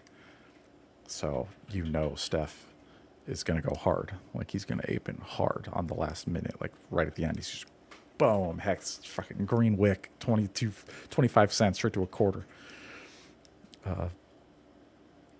Benny says they can move the USD price as much as they feel right before they sacrifice. Yeah. Thrilly Donka. What's up, David? Glad to see you on stream. Thanks for being awesome. Thank you for being awesome. Thanks for being here. Appreciate that. So, now, a little story Silver the Untitled told was Steph from Steak Wrap. Word on the street is way back in the day. I don't know if y'all were there, but on a little day we like to call New Year's, Mr. Steph helped make that 2-cent wick right there on New Year's, December 31st, 2020, going into January 1st, 2021. That was Steph's. That was the Steak Wrap smart contract wallet. Like, you could see, like, those guys pumped it. They bought millions of dollars worth of hex that night. Millions. And we all watched it live. I forget if I think it was Hexologist show. I was on a stream that night too. It's all blurry. We were partying and stuff. But, like, I remember that fat wick. And then Silver the Antidote later showed the ether scan. And it was Steph who helped make that. So, you heard it here first, folks. Whale watch. If you like the whale watch, man, Steph and Steak Wrap boys. Day 5. Shh, don't tell anybody.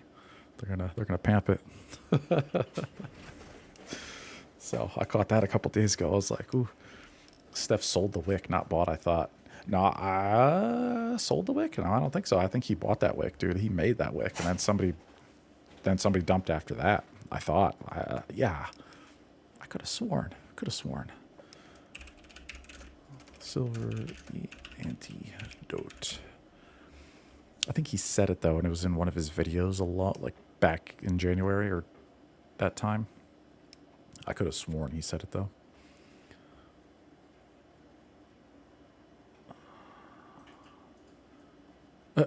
You guys watching Freemium, be very careful who you listen to and actions you take. I'm seeing and hearing some absolute terrible things being said for strategies and their conclusions of whales, which is provable bad advice so far and wrong. But I guess you get what you pay for. Yeah, man. No, but for me, like I said earlier, man, I just sacked and chilled. I ain't playing no games. I'm already made so much money on Hex that I bought for the sacrifice specifically. Like, I'm already so up. I was buying the new all-time highs. I was buying 9.5 cents at the all-time high of, like, you don't do the, like, on any chart, you should never buy the all-time high. But in this instance, it worked out because the sacrifice was coming. So as soon as it started, man, just get it in. Just get it in. Don't even sweat it. Don't play that game. Don't play that whole day 5 trickery.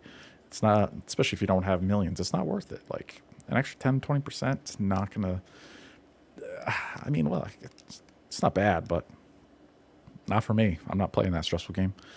Bitfinesse, I was really happy to have 4 more weeks before sacrifice. Now it's back to staking Hex on Ethereum to get ready for Snapshot. The more time, the better. These are the days that really matter. Well said, Bitfinesse. Well said. Me too. I'm so happy that it's just like the sack has started. It's done. We can go back to normal. We can go back to getting Hex and staking, just doing my weekly paycheck thing or bi-weekly paycheck and just make that ladder, boys. Make that ladder. So I 100% agree. Plus, everything you get now gets copied in the fork. So, yeah, what a great time as well. It's like all the Hex you get now, you're getting double. You're going to get a clone. So, for sure. Hodl dog, I always buy the top. Yeah, me too, man. Me too. I can honestly say Hex is one of those coins. I have bought the top multiple times, man. Like, where's 9.5? Yeah, dude. Like, Jesus, it's all the way back here, man. Oh my God, this is crazy. But yeah, like, it's like we're buying new all-time highs, man. I'm scared shitless. Like, it just keeps going. This is crazy. Oh man. Oh, Benny Bills, work hard now, get in that overtime, whatever you gotta do, so you don't have to work hard later in life. Yes, starts racking it up now, man. Absolutely. That's why, I'm still working, still go to work, and yeah, it never ends. Stacy Bandine, I sacrificed some Shiba Inu, but someone says it didn't qualify. So does Richard just keep that or what? Oof. Yeah, pretty much. Yeah. Richard is definitely not going to give you credit for that. I'm very sorry to hear that. I did notice someone doing that. Hey, where's the thing? Where's the thing with the thing? Where's the, there it is. Let's take a look. How much Shiba? Yeah, that's a bummer. Yeah, if somebody sacked like some NFTs and stuff too. Nathan from,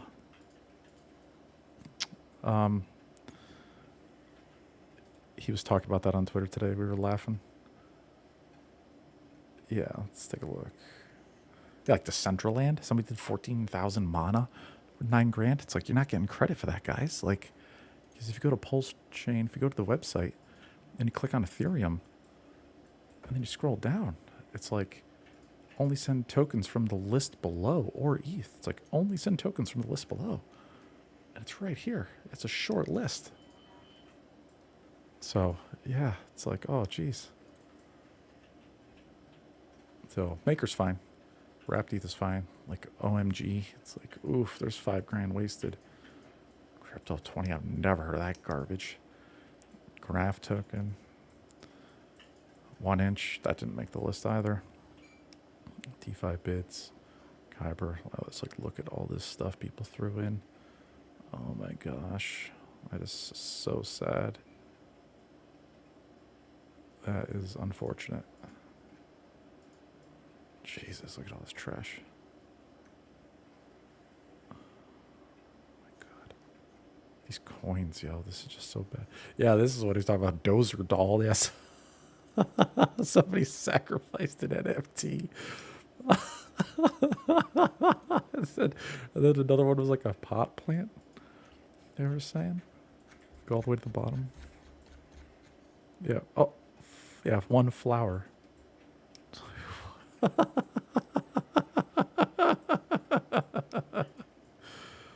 Oh my God. What? What the fuck?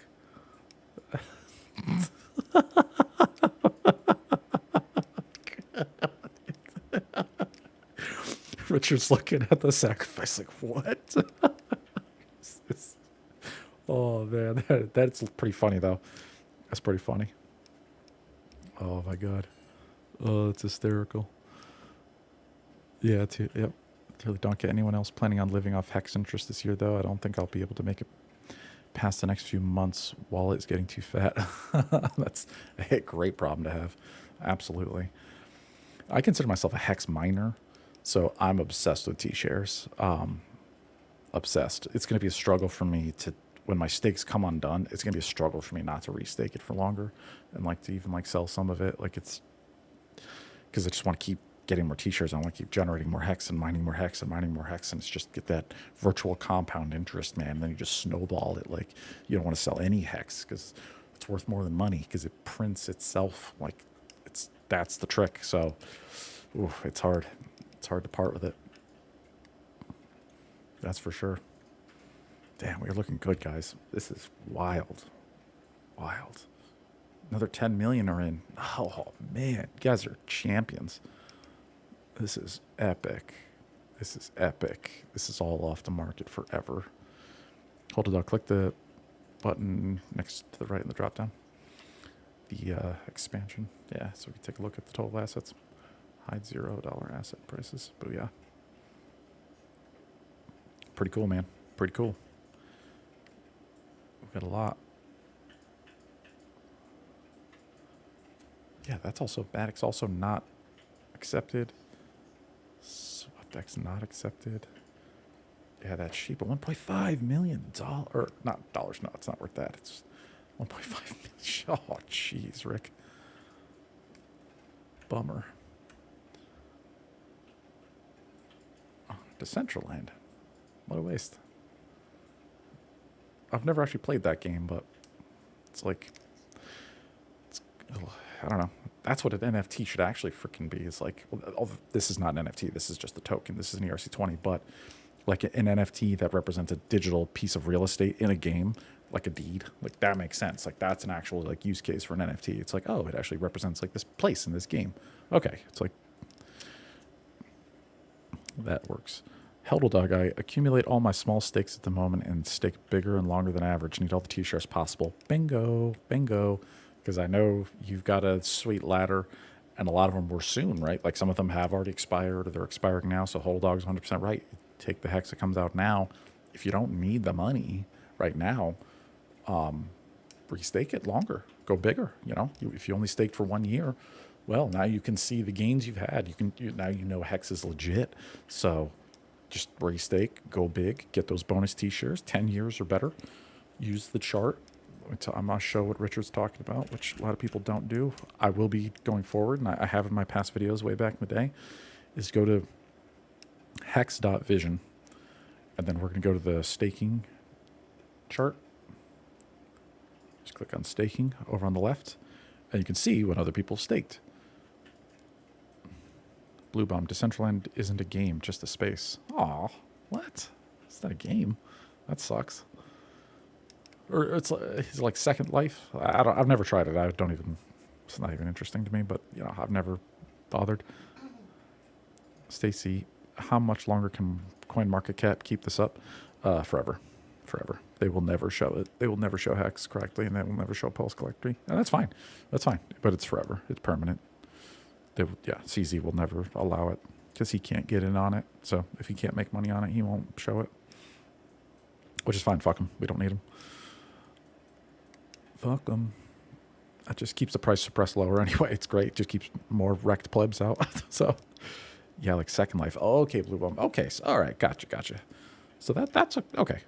That's cool. So, all right. So go to hex.vision, and then you click on staking, and then you go to the chart. So if you've got stakes that are ending like, today and stuff, that you only did 1 year way back in the day, or maybe you're brand new, what you want to do is you want to look for where the orange bars are really low and a lot of other people haven't staked. And you want to get in there. And you want to go longer than 10 years. So let's zoom in. So this is like from 10 years. It's going to be on the left here in a second. Yeah, so this is 2031. So this is like 9 years from now. There's a lot of stakes here. And you want to get that maximum bonus. So you go beyond them. And then look. Like, what month is this? Is in exactly 9 years. Like, not a terrible spot. You're not getting your maximum bonus, but there's nobody else on staking, so there's less pressure. That's a huge one right there. So I would even go beyond these guys here, but like, look at this. What's that? 2031, like August, September. Not bad. There's not a lot of other hex staked. And then you can see, like, years like 11 and 12 and 13 are just like empty. There's nobody there. Then when you get right here, this is the original 5555s from back in the day. So that's why those are all puffed up there. So I would try to undercut them. I would go in like the 14-year range, that 13-year range, 12 years. These are perfect. So this is where I'm going to be sticking my hex stakes in the future to unstake. Plus I've got that Dream Wallet, which had those, I got like 1 million hex stakes for 15 5555s. I did 2 of them. Those are out here somewhere. So all the rest of my stakes for the hex that I'm still buying, I go shorter. I go like 14 years. I want to fill it in here. Bitfinesse says, so it took less than 1.5 years for T-shares daily payout to equal the cost of a T-share from 1.5 years ago. If this happens, where would you put that price of a hex? $200. Oh, God. Does not compute. It's like my brain. $200 hex. My brain. It's like, what? Oh, I don't know, man. I don't know. I can't imagine numbers that high for this, but it'll happen. It probably will happen. Probably will. You're probably right in time. But it's hard to compute, man. Stacy says, Pulse Chain, biggest thing in crypto, but crypto news sources acting like this isn't happening. 100%. Pulse Chain posts removed from cryptocurrency subreddits. So much censorship. Yo, the censorship is so bad right now. It is so bad. It's like the worst we've ever seen. I've never seen it like this. It's crazy. It's horrible. But that's okay. That's opportunity. You know, there's the more it's hidden from people, especially with Pulse at 0% inflation. Like the only way to get Pulse is to sacrifice at the start. So this is like a once in a lifetime opportunity. Like you wouldn't believe. This is like Richard's second gift to the world. Like, oh my God. So, you know, yeah, just be thankful you found it. So whoever told it to you or wherever you saw it, maybe it was online. I mean, Nomics did those ads, like, which is fantastic. I'd love to see that. That's great. You know, so they did good. I'm not sure who bought that, but, you know, Biffness dude, I think I'm calling 200 hex by summer 2024. Oh my God. Bro. That's mind melting. That's a mind melting. $200. I mean, you know, it could be done. It could be done, but God dang. What? Whew. That's crazy. I mean, anything's possible. I mean, we're already way higher and faster than I ever thought. That's for sure. Hey, where'd the music go? Oh, we're all out. Let's put some more tunes back on. I'm doing the stream beats, streambeats.com. You can get royalty free, clean music that you can actually play and not get in trouble. So thank you, Heller, Alpha Gaming, the guy who invented Stream Beats, because it's pretty cool. There we go. You guys hear that? There we go. Benny says, I've been meditating on $2.01 hex following Hexo's lead. Anything beyond that does not compute. Yeah, I mean, even that's a awesome target. $2.01. I like that. Yeah. Yeah, because Hexo does say that. It's like, say it everybody in your heads, guys, $2.01 by Christmas. Like, you got it, Hexo. You got it. Marcavelli, Stream Beats. Yep, streambeats.com. And they got royalty-free music. Steam Beats stream. There you go. It's free. And he actually just hooked up with I don't think it's out yet, but like there's a new album that they just did with like he did in concert with a real artist, and they're releasing on here for free. This is all free. You can download it and play it on everything, and you can stream it, and you won't get in trouble. Biffness says, if that happens and I claim that prediction, I just want you to have my back. You have my votes for validation. 100%, man. I will fully support that, Biffness. I hope you are right with everything. And thank you for the validation. I appreciate that. Stacy, didn't Whale say $10 this year? Whoo, baby. Wow, that would be sweet. I'll take it. If Whales only is predicting 10, totally. $2, awesome. Shit, even 50 cents is godlike. Considering where we've come from, where we were. I used to be able to buy 100 hex for 1 penny. That's what I remember doing. That was like the number that always sticks in my mind. It was 1 cent for 100 hex. And now it's 16 cents for 1 hex. So, damn. Hodel Dog says $2 hex by the end of 2021 and my tax man will kill me. Yeah. Tax man's got to put a lot of zeros in that tax form. That's right. Your government will love you, though. $7 T-shares per day. Good Lord. T-share ownership is business ownership. Multiply your T-shares by the payout by 365, and that's how much your mining business is paying per year. Bingo. Yeah. Like even myself, yeah. That 1 T-share to me, because I consider myself a hex miner. I love that analogy. Well, a T-share is like an ASIC mining rig. You're absolutely right. So the more T-shares you get, you let them cook, and then the longer you set the days on them too, man, they print every day. Because what's 1 T-share? T-share is 16 times. I think we got a good payout yesterday, actually. Let's go to go.hex.com. Let me go main page. What did we get yesterday? I think it was 7. Oh, I got paid. Yeah. Hey, we got paid again. 30, 40 minutes ago? All right. 6.2, not bad. Yesterday was 7. Oh man, 7 hex. So if we do, so if you get 7 hex per T share, and we'll round, we'll call it, what are we at? Call it 16 cents. That's what it was yesterday. Yeah, 1 T share is paying you $1.12 a day. So yeah, a T share is like $1 a day. So the more you have, the better. And then they just keep paying every day. And the higher the number goes, the more they pay. It just compounds. It just snowballs out of control. It's amazing. It's ridiculous. People have been emergency end staking and stuff. I'm like, oh baby, sweet juicy penalties. I love it. Marcavelli, I got a hex wrap I want to put on a beat without getting copyright doxxed. That shouldn't be too bad. I think there are even websites where you can get beats for free. Like, guys, you can, there's no licensing. You can just use it. Hold a dog. Imagine you get 2 hex for $1. Oh my God, 50 cents. Like, that's nuts, man. That's nuts.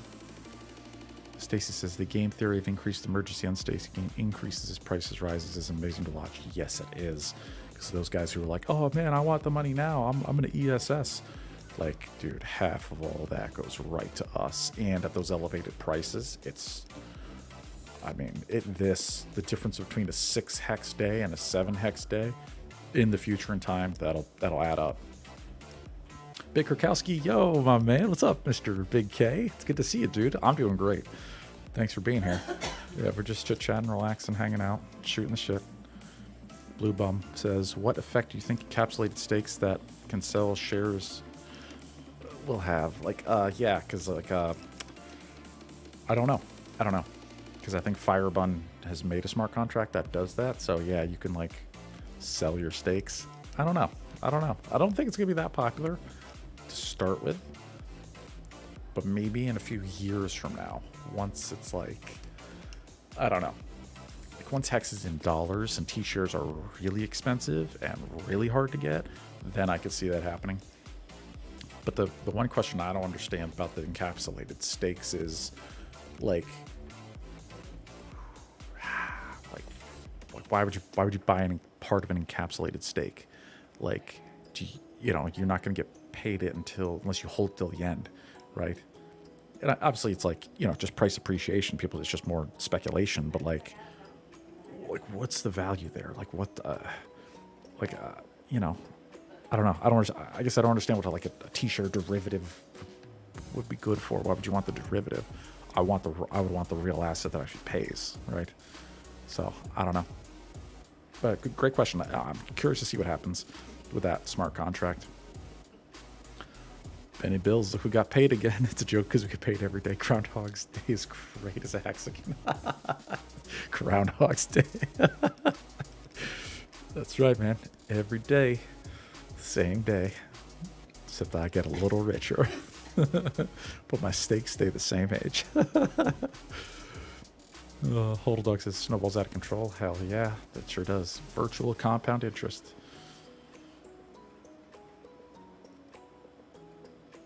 Yeah. Cheers, guys. The tears of haters. May your cup always be full.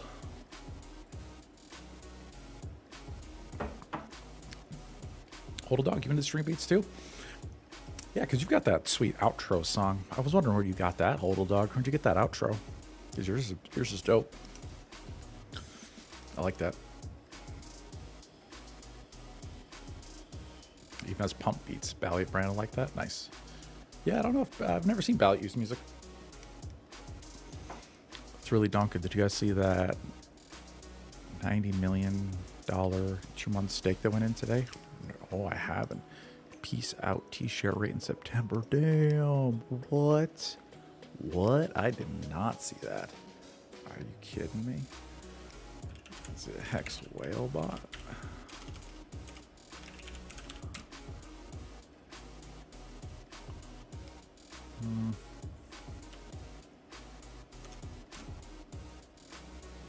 God, I wanted to let me someone use Twitter without signing in, you monsters. I have an idea. Fuck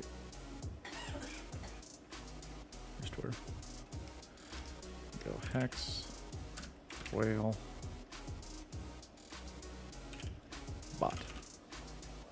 There it is. At Hex Whale. Okay. Or Whale Hex. Derp.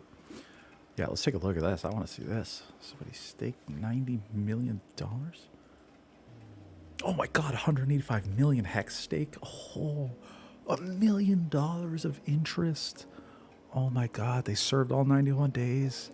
And they got $1 million of interest. Oh my god.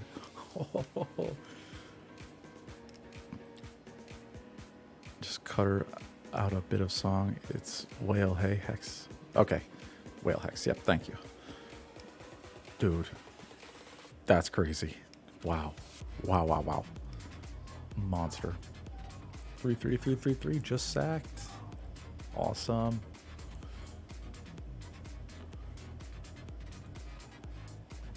Dang, man. Let's find this big one here. Got that 6.28 payout. Love it. And we got a nice nuke. Excellent. Did 240 days. Damn, man. You made it so far. But they probably wanted to sack real bad, so. Big money. Not bad for 3 months versus staking. Yeah. The system works. Yes, it does, Benny. Yes, it does. The system does work. Yeah, here's another one. Same guy. It's got to be the same guy, isn't it? Well, same amount served. Same. Yeah, they was definitely probably trying to sack. Oof. Yikes. There it is. $90 million just staked for 60 days. 33,000 T shares. Oh my god. Sucks for them. They're only doing it for 90 days. Man, imagine 555 in that. Oh my god. How much hex is this? They did $90 million worth? Was it like 900 million hex? That's crazy.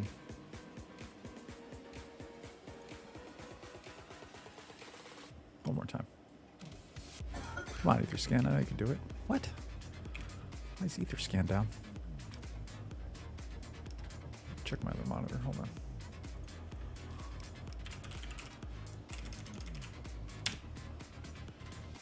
Yeah. I think Hexicans we broke Etherscan, guys. Etherscan. Let's just try straight up. It's dead. Etherscan down. Etherscan down. Bummer. Okay, well, either way, that's baller. Thank you for sharing that. I appreciate that. Man, that's wild. Oh my god. Quarter mil staked for 5473 for 235 T shares. Booyah. That's a champ right there. That guy is smart. Still broken. Yeah, to enjoy 235 T shares for like the 15. That's champ right there. That's a little bit less T shares than I got with my first million hex stake. So I know I've got a very similar stake to that. Very similar. And it's a money maker, man. Like it's, when I put it in, it was a million hex. It was worth 10 grand. It was $10,000. And now it's like $250,000. Like it's insane. It's insane. You know, like, and that's only been 1 year, or not even a year, that's been locked up.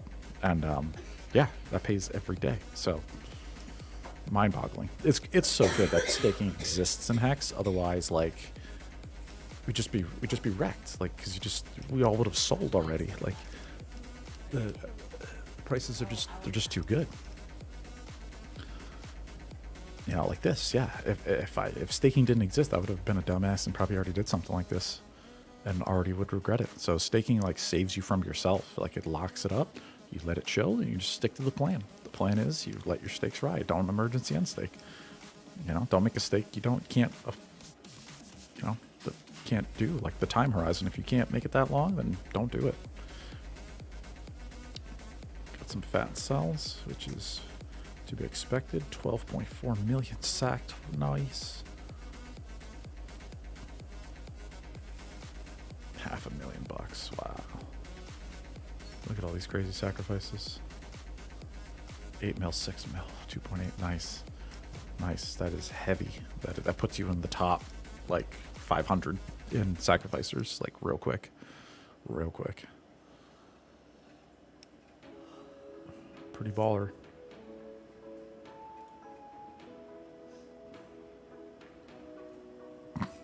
Oof size. Oof. That's share rate. Yo, that thing too, man. It's one T share cost 18,259 hex. I remember it started at 10,000. After the big payday, it was like up near 17. It was like big payday alone increased the cost of a T share by 70%. So like any big payday stuff you could get your hands on, like way back then, if you made stakes back then, you got a great bargain. And now it's just, we're going to the moon. Going to the moon. Yeah, nice sacrifice there. So.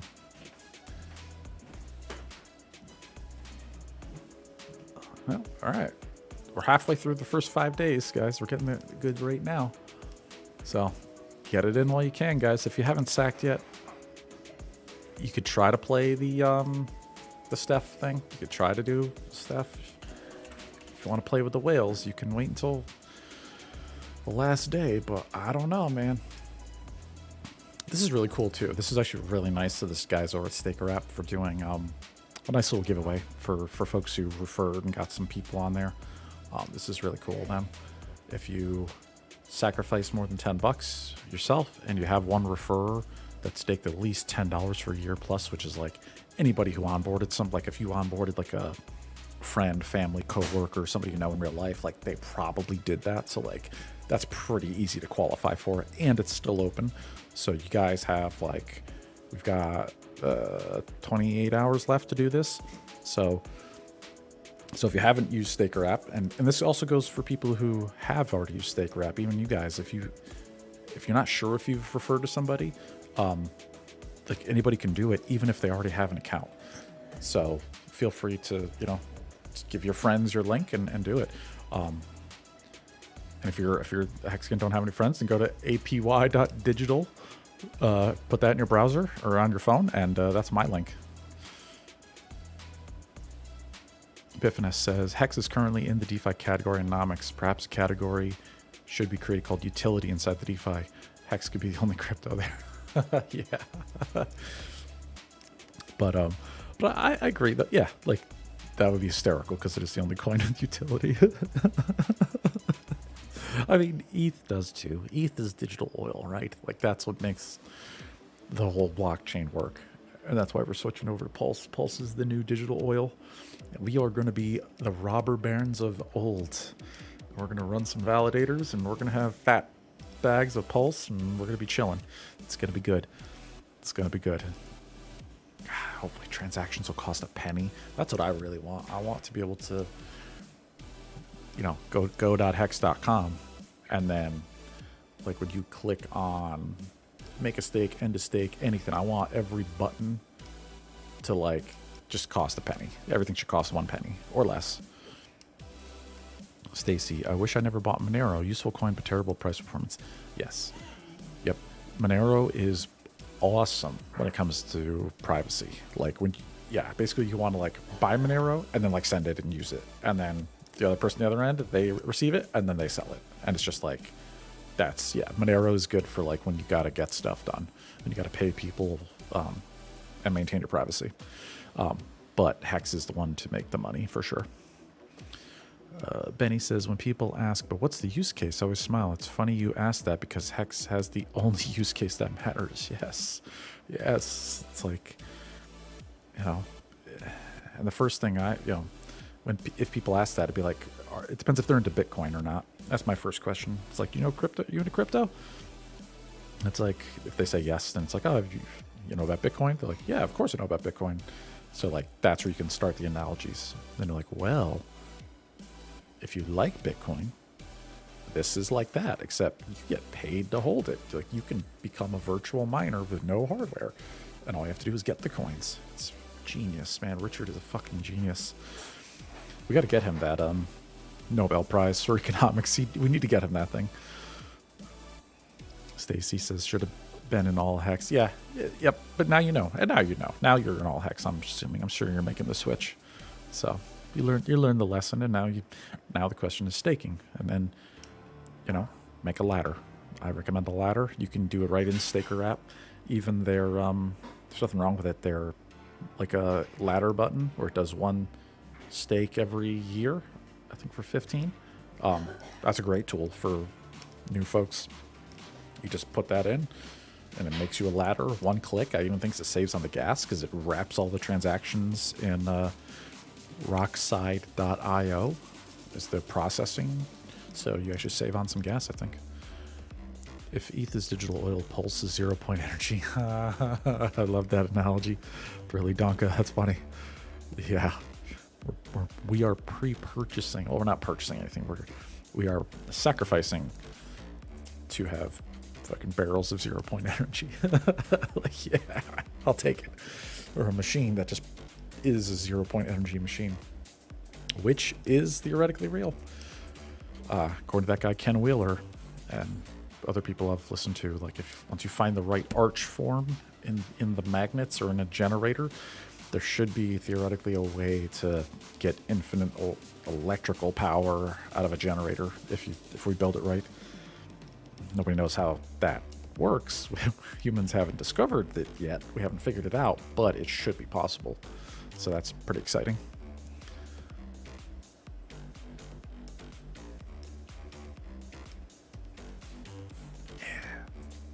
All right. I'm so pumped for Pulse Chain. I'm so pumped.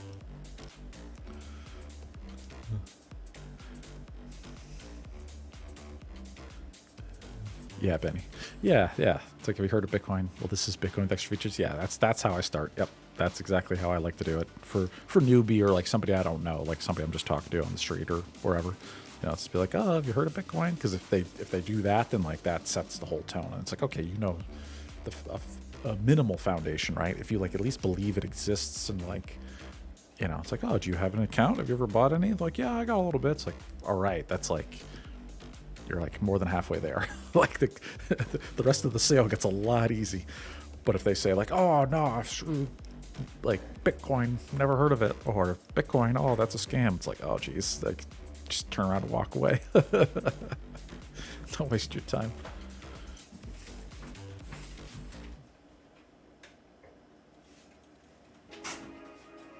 Hey guys, I'm excited. Still get that big guy in here. Now we won't know the other chains yet. Rich will count those up later, but I doubt that they're gonna have any more than this. And then the number 2 guy that I know of, I saw that Aubrey de Grey interview that Richard linked earlier. Can I pull that up? He said there was I think actually anonymous, so I don't even know if they claimed for the Pulse sack, but somebody, they donated $10 million to the Sens Foundation. Where is it? 1.6 million of Bitcoin Cash sacrifices so far. Nice. That's the best use of that freaking shitcoin.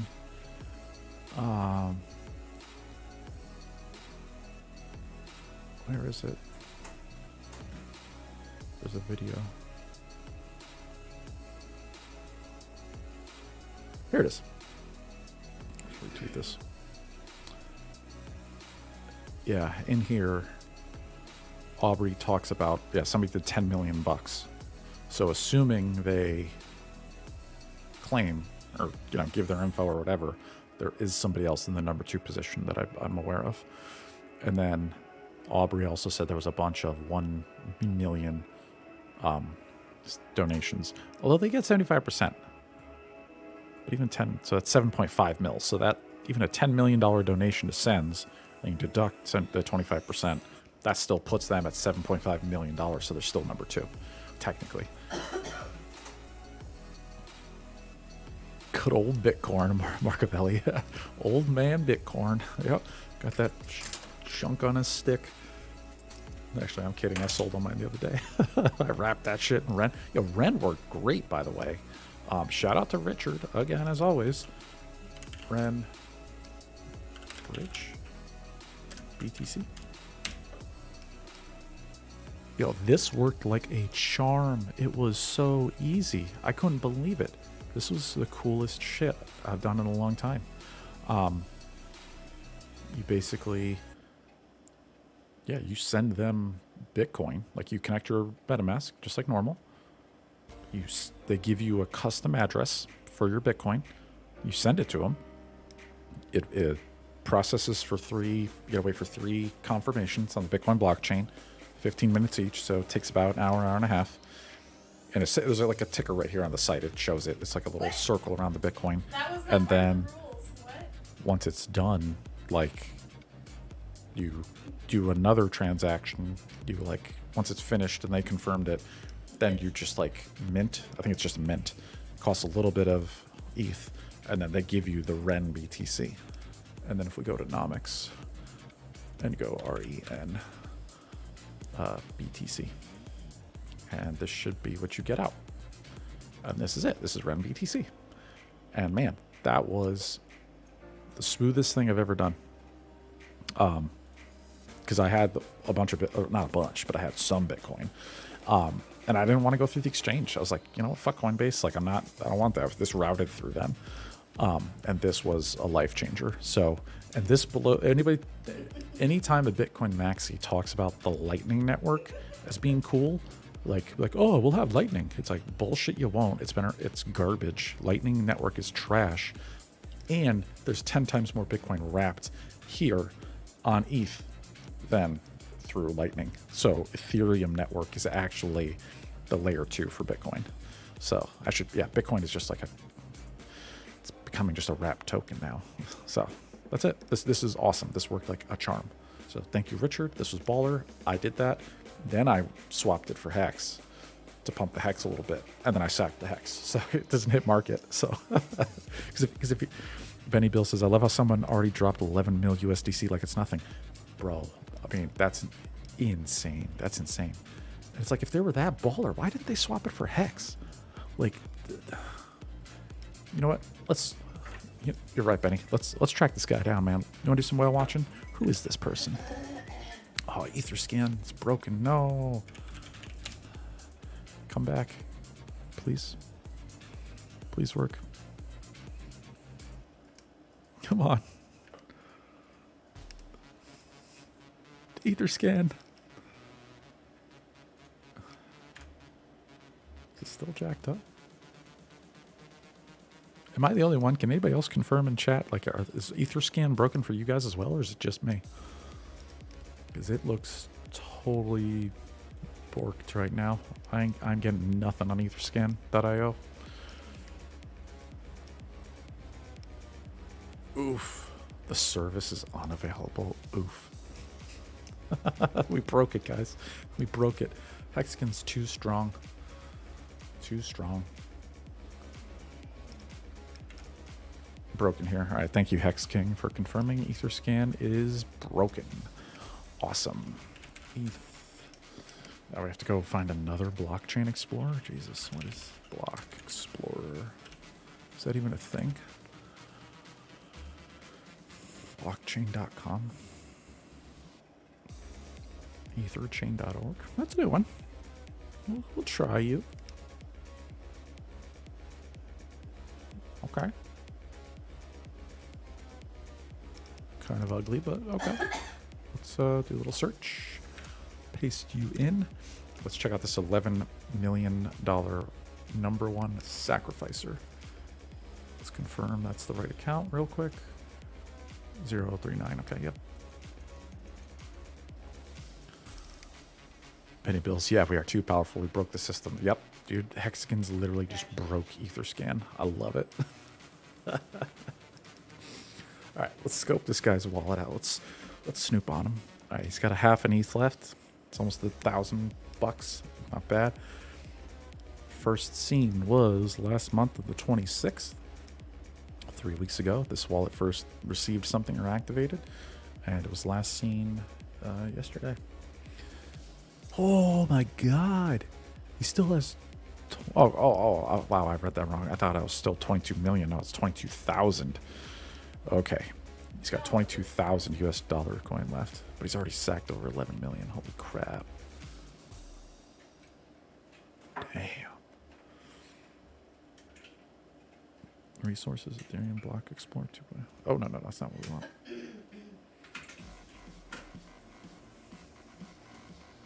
Transactions. Oh, here we go. Jeez. This is like ugly. Oh, there we go. Let's zoom out a little. Oh, there we go. Much better. Okay. So what did this guy do?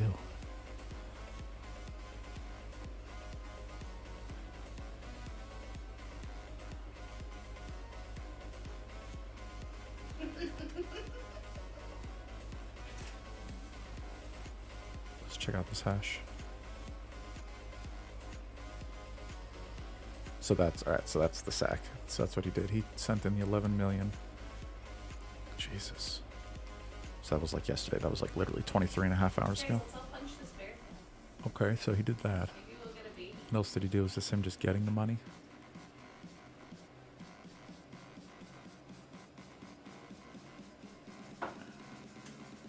There's 30,000. It's all US dollar coins, so it looks like he was just acquiring. Swap 19 WETH. Oh, okay, he was using ETH too. He was swapping out WETH. Dang. When did this wallet start? If we go all the way back to the beginning, we could see who like funded him. There we go. So what is this? Value 0.22 WETH. 3 weeks ago. He sent in just a little bit of. So if we go from, this is where his money's coming from. All right, so we've got 0.15 ETH to the left. He's got 300 bucks. Let's check out these transactions. This last interaction was yesterday of the Hex contract.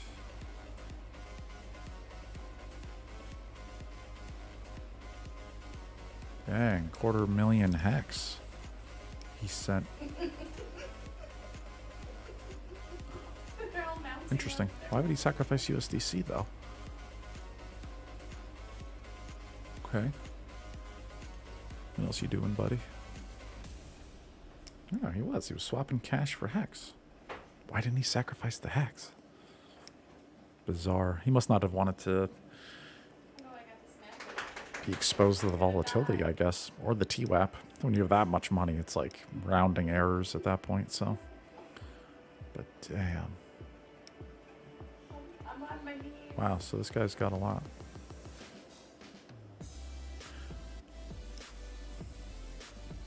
Crazy. Very cool. Very cool. Ether scam broken. Alright, guys. Well, that's a lot. It's looking good. It's looking good. Hey, 17 cents. All right, man. We're still pumping. Let's check the price. Let's zoom in degen mode. Get in there with that 1 minute candle. UFO 42. Man, I missed the start of your stream, but please turn down the music. Too ADHD to cope with background beats. Background coughing, giggling is totally okay, though. Yeah.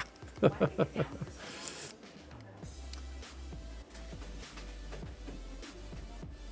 I like this music.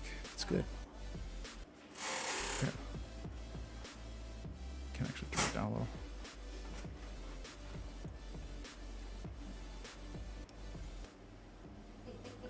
There we go. Okay. So let's get in here nice and degen like. So 1 minute candles. Nice and close.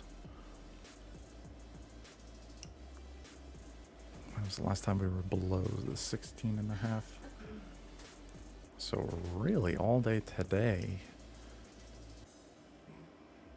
Well, we're kind of in this like, it's kind of sideways to be honest. I mean, we're getting, it's 2 cents in between this channel, but we're kind of riding it. Starting to go up over the past couple hours.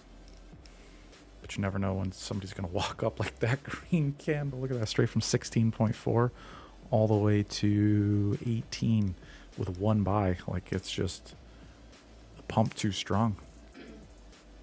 I'm still alive. Now, I don't know about you guys. Do you guys like the volume candles down at the bottom of this? They don't like correlate. Like sometimes like they just don't match up. Like this red candle, like right here. Somebody did like a sell, but like the price like didn't move in that moment. Like, you know, like that, like this buy right here. Like that candle looks like it's should happen 3 minutes later. I don't know. I feel like this volume never like isn't. I mean, it is calculated as well. This is Uniswap V2 like fudged version, calculated, whatever that, you know. So I just think the volumes just don't. I don't trust them. Definitely don't trust them. Plus, it doesn't take into account Uniswap V3. What is that website? apphex.win/charts. I have not looked at this yet since the SAC. Oh, there it is. 0.16% sacrificed of all the hex ever. It's a tiny little sliver, tiny little piece. It's really donka. That pulse leaderboard will be remembered for the rest of time. After the second, someone needs to build a laser and etch that mofo onto the surface of the moon. Totally.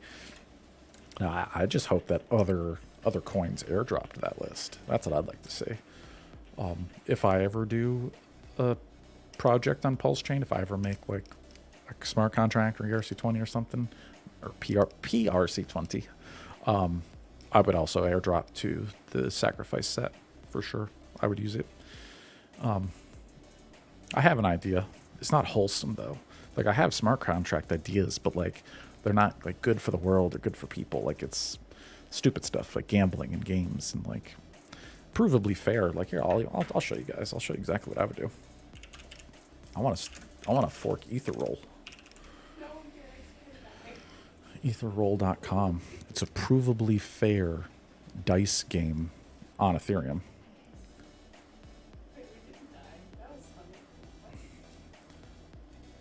So you bet how much Ethereum do you want to bet? So we'll just like we'll do one. We'll just say, or not. I'm not going to do anything, but we'll just pretend. So you take one Ethereum, and then this just rolls a like 100-sided die, 1 through 100, and then you pick your difficulty, like your chances of winning. And then if you, let's say we want to turn it up, we want to win, like no matter what. And then, you know, if we basically roll under an 80, if we put in 1 ETH, if we win, if we roll the dice and we get, you know, 1 through 79, then you win a quarter of an Ether. Right? There's a 1% commission to the house. But it's provably fair. Like they just take a commission after the fact. It's not rigged. Like, and then it's just a dice roll. It's just a number generator. So like I would take this and just fork at the pulse, right? Just steal this basically. You just go to Etherscan once it's working. You can go to the smart contract or copy it, paste it, and then change the variables that make it work on pulse, and voila. And then the cool thing about Etherroll is that they have a ERC20 related to this. I think it's just called Roll. All of the winnings in the now let's say you lose. Here's what's cool about this. It's like, yeah, here's all the ETH that's been wagered. Here's all the ETH that's been won. Right? So you can see here there's like 600,000 Ether that like have lost the rolls. So where does all that Ether go? That goes to the holders of Etherroll. I think it's just called Roll. There's a dice called Dice. Etherroll. This is it. So if you own these coins called Etherroll, every quarter, where is it? Where's the payout? Yeah, Dice token, Dice rewards. Here it is. So if you have Dice, the ERC20, then every, what is it? Do we have to connect? We're connected. Rewards.etherroll. Here it is. So if you hold, yeah, we're good. So it's closed right now. So yeah, in 15 days, if you hold roll or dice, if you have those tokens, you can come here and you get your portion of the winnings of the casino. You become like a casino's holder in the stock. So you just come here at the time. Yeah, each dice token grants its owner the following rights. Proportional to the number of tokens they hold. So just like in Hex, how many shares do you have? You know, like, are you a dolphin? Are you a squid? Are you a, whale? You get your portion just like Hex. Like you get to come here on the day, and you get, based on how much percentage of the tokens you hold, that's how much of the payout you get. Every 12 weeks. This is every 3 months, so quarterly. 4 times a year. You come here with your roll, and then you pull out your rewards. And that's it. It's super simple. It works. It's a smart contract. It's trustless. It's, as fair as gambling gets. Like, so this, I think, would be a nice little something. Just to fork, copy, paste it, pop it on Pulse. It'll cost you a freaking penny to play. A Pulse will be worth like a freaking penny. So it's like, it's kind of cool. I don't know. I want to fork this. So sadly, I don't know anything about Solidity yet. I'm not a developer per se. I'm just a traditional IT guy, but there you go. There's a million Pulse idea right there for somebody. Admin keys? Unknown. I don't believe so, Blue Bum. I believe there are no admin keys. I think this is just like Hex, locked, finished, complete. Yeah, there's nothing to change. There are no admin keys. Yeah, you have to get, the only way to get the payout of the ETH from the casino is to hold dice. That's it. Yeah, I'm pretty sure this is legit. So this is kind of cool, kind of interesting. I don't think anybody's been playing it in a long time though. Like, it's been a while. This is old too. This is like a 2017 ICO. Sadly, I sold all my roll. I didn't have that much. I only had like a fraction of a percent, but I got rid of it a long time ago. But I don't know. It's always stuck in my mind as something like this would be cool to like redo or like revitalize. So, kind of interesting. Blog. Well, either way, this isn't. We're going down the rabbit hole, but Ether roll, interesting. Pulse roll, coming soon, maybe. I don't know. And then it's like, okay, if we fork that, and then I wouldn't hand out like the dice, like new dice tokens to the sacrificers. Like I would have its own sacrifice set. So like if you want the new dice tokens, you would have to sacrifice, and then you get the minting of the brand new ones. Very similar to Pulse. That's how I would launch it if I was doing it. So kind of interesting. Oldie but a goodie. Now, that's something I have no idea about with Pulse is like when the fork happens, like will this work on the other side? Like if you had like will Ether roll like well now the front end will have to be updated and you have to point to the new RPC settings. So like nothing will work. Yeah. I answered my own question. Yeah, it wouldn't work. It won't work. Like Ether roll will be broken on Pulse Chain. Just because the website in the front end can't connect to it. But even pretend if you could, I still don't know if it would work. Like what other settings in the smart contract need to get changed? It's even like for Uniswap, like what do Richard and his devs have to do to get Uniswap working again? Like what parameters do they have to like massage or fix? That makes me worried about Staker app too. Well, not worried, but like I have technical questions like Gnosis safe. Staker app uses Gnosis safe. That's like actually what your smart wallet is. That's where your Hex lives. It lives inside of a Gnosis safe. And we can even let me pull up some documentation. I'll show you what I'm talking about. Staker app. Where are tech specs? Staker app tech specs, because they did a great Medium article about it.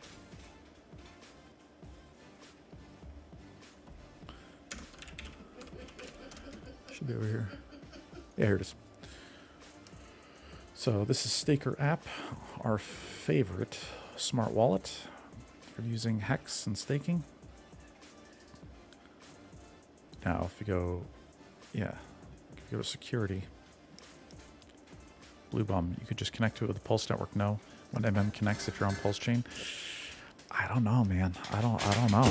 I don't think so. I think like their website would have to be recoded to do it as well. I don't think it would work. And then it's like, will that smart contract even be running? And here's another example of that is like, so this Gnosis safe, right? So these guys at Gnosis Safe, they made this whole protocol and they've made these safes, this smart wallet. Yeah, Blue Bomb Ether scans down. Will this work on Pulse Chain? Like, will Gnosis Safe, will it function? Like, because it's tuned for Ethereum.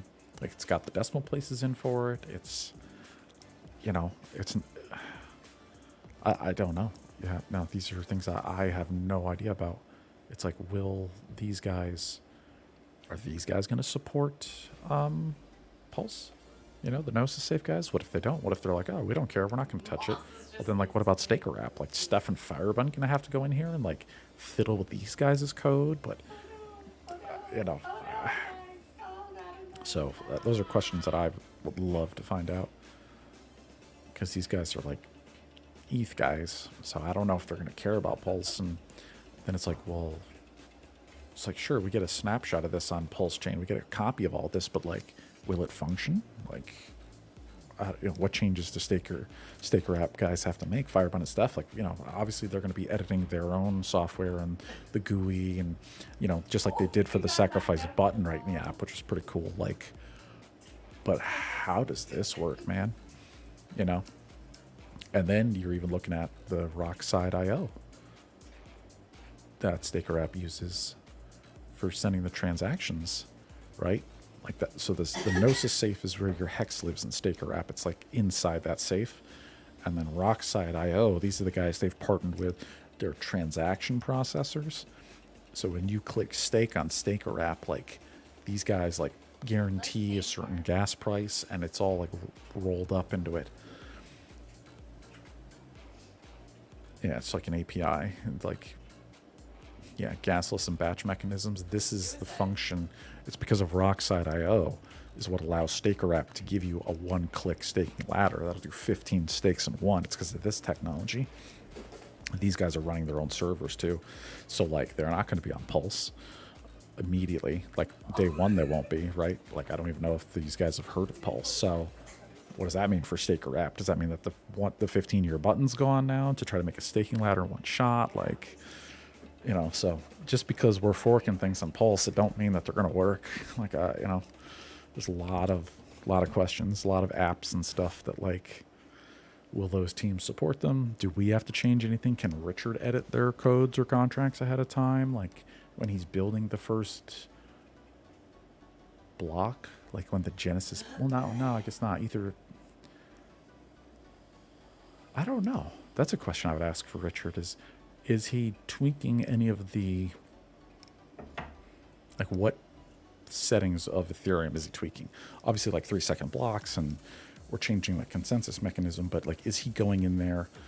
Are him and his devs going in and changing any existing smart contracts or like retooling anything else? Or is that not even possible on the blockchain? Is the blockchain like set? And then like what he's doing for Uniswap, Richard said he's making a contract, a smart contract that when Pulse Chain launches, before any of us get a chance to use the brand new Uniswap on Pulse Chain, he's going to have a smart contract go through and rebalance all the pairs. So there'll be like, you know, Dice and Pulse. Like it'll be fair. It'll add more Pulse basically to the Uniswap. So, but I think that's a separate smart contract that's going to run through after the fact. So I don't know if Richard can change any smart contracts ahead of time. So I don't know if stuff like this is going to work, guys. Like I think it's going to be more building than we realize on the other side. But if these guys are cool, they should totally want to come on board, though. Although it does kind of make their service a little bit obsolete because it's going to be so cheap and fast, right? Like Pulse won't have any stuck transactions because it's a freaking penny. Like And if I double the gas price, it's 2 pennies. Like, big deal. That's nothing. So, I don't know. I'm not sure how useful this will be. So, then it's like, okay, like, how many monkey wrenches does this throw in the steak wraps thing here? You know, because what if Steakers goes down? Like, you'll still be able to use your Gnosis.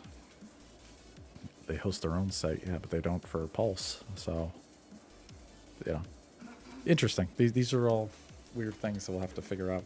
We'll see what survives and what doesn't. But then again, some of these things may become obsolete too. Like the rock side, you know, Pulse probably just make them obsolete, and there's no job for them on Pulse Chain anyway. Nobody has shitty transactions. It's all good transactions.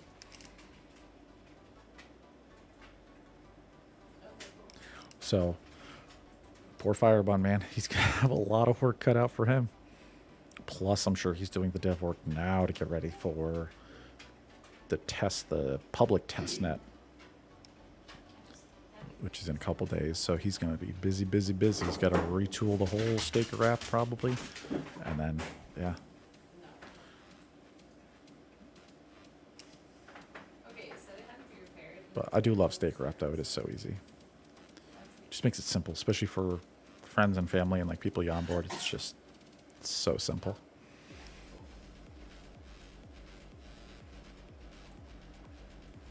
Oh, we're not sending. So, very exciting times, guys. Very exciting. It's going to be a lot of cool stuff happening. And I'm going to be streaming more now, so I'll keep you guys in. I'll keep you guys in the loop, especially about this Validator stuff. Once I get more details, once the testnet comes out, me and Hodel Dog have been chit chatting a little, and me and Hodel Dog, I'm sure we'll let you know the news and let you know what the technical specs, like what does a server need to be like for running a Validator.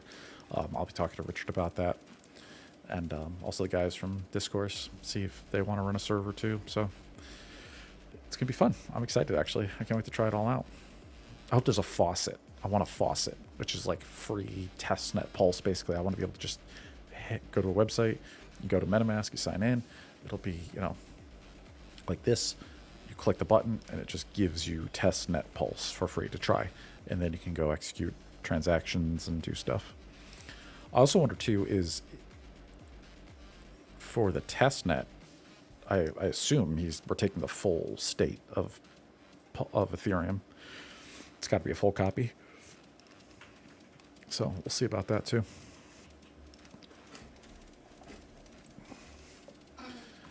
Alrighty, guys. Well, I think that's all I got today. But it's been great hanging out with you guys. Thank you, everybody else, for being here. I appreciate it. It was fun as always. I got to do this way more often. I need to start streaming a lot more. Because it's fun. I miss hanging out with you guys. And shout out to Captain RG3 for letting me on stream last night. That was a blast. I had a lot of fun. And Richard's stream was great. That was fun too. Yeah. So, all right, guys. I will catch you all on the next one. And until then, I'll catch you later. Bye-bye.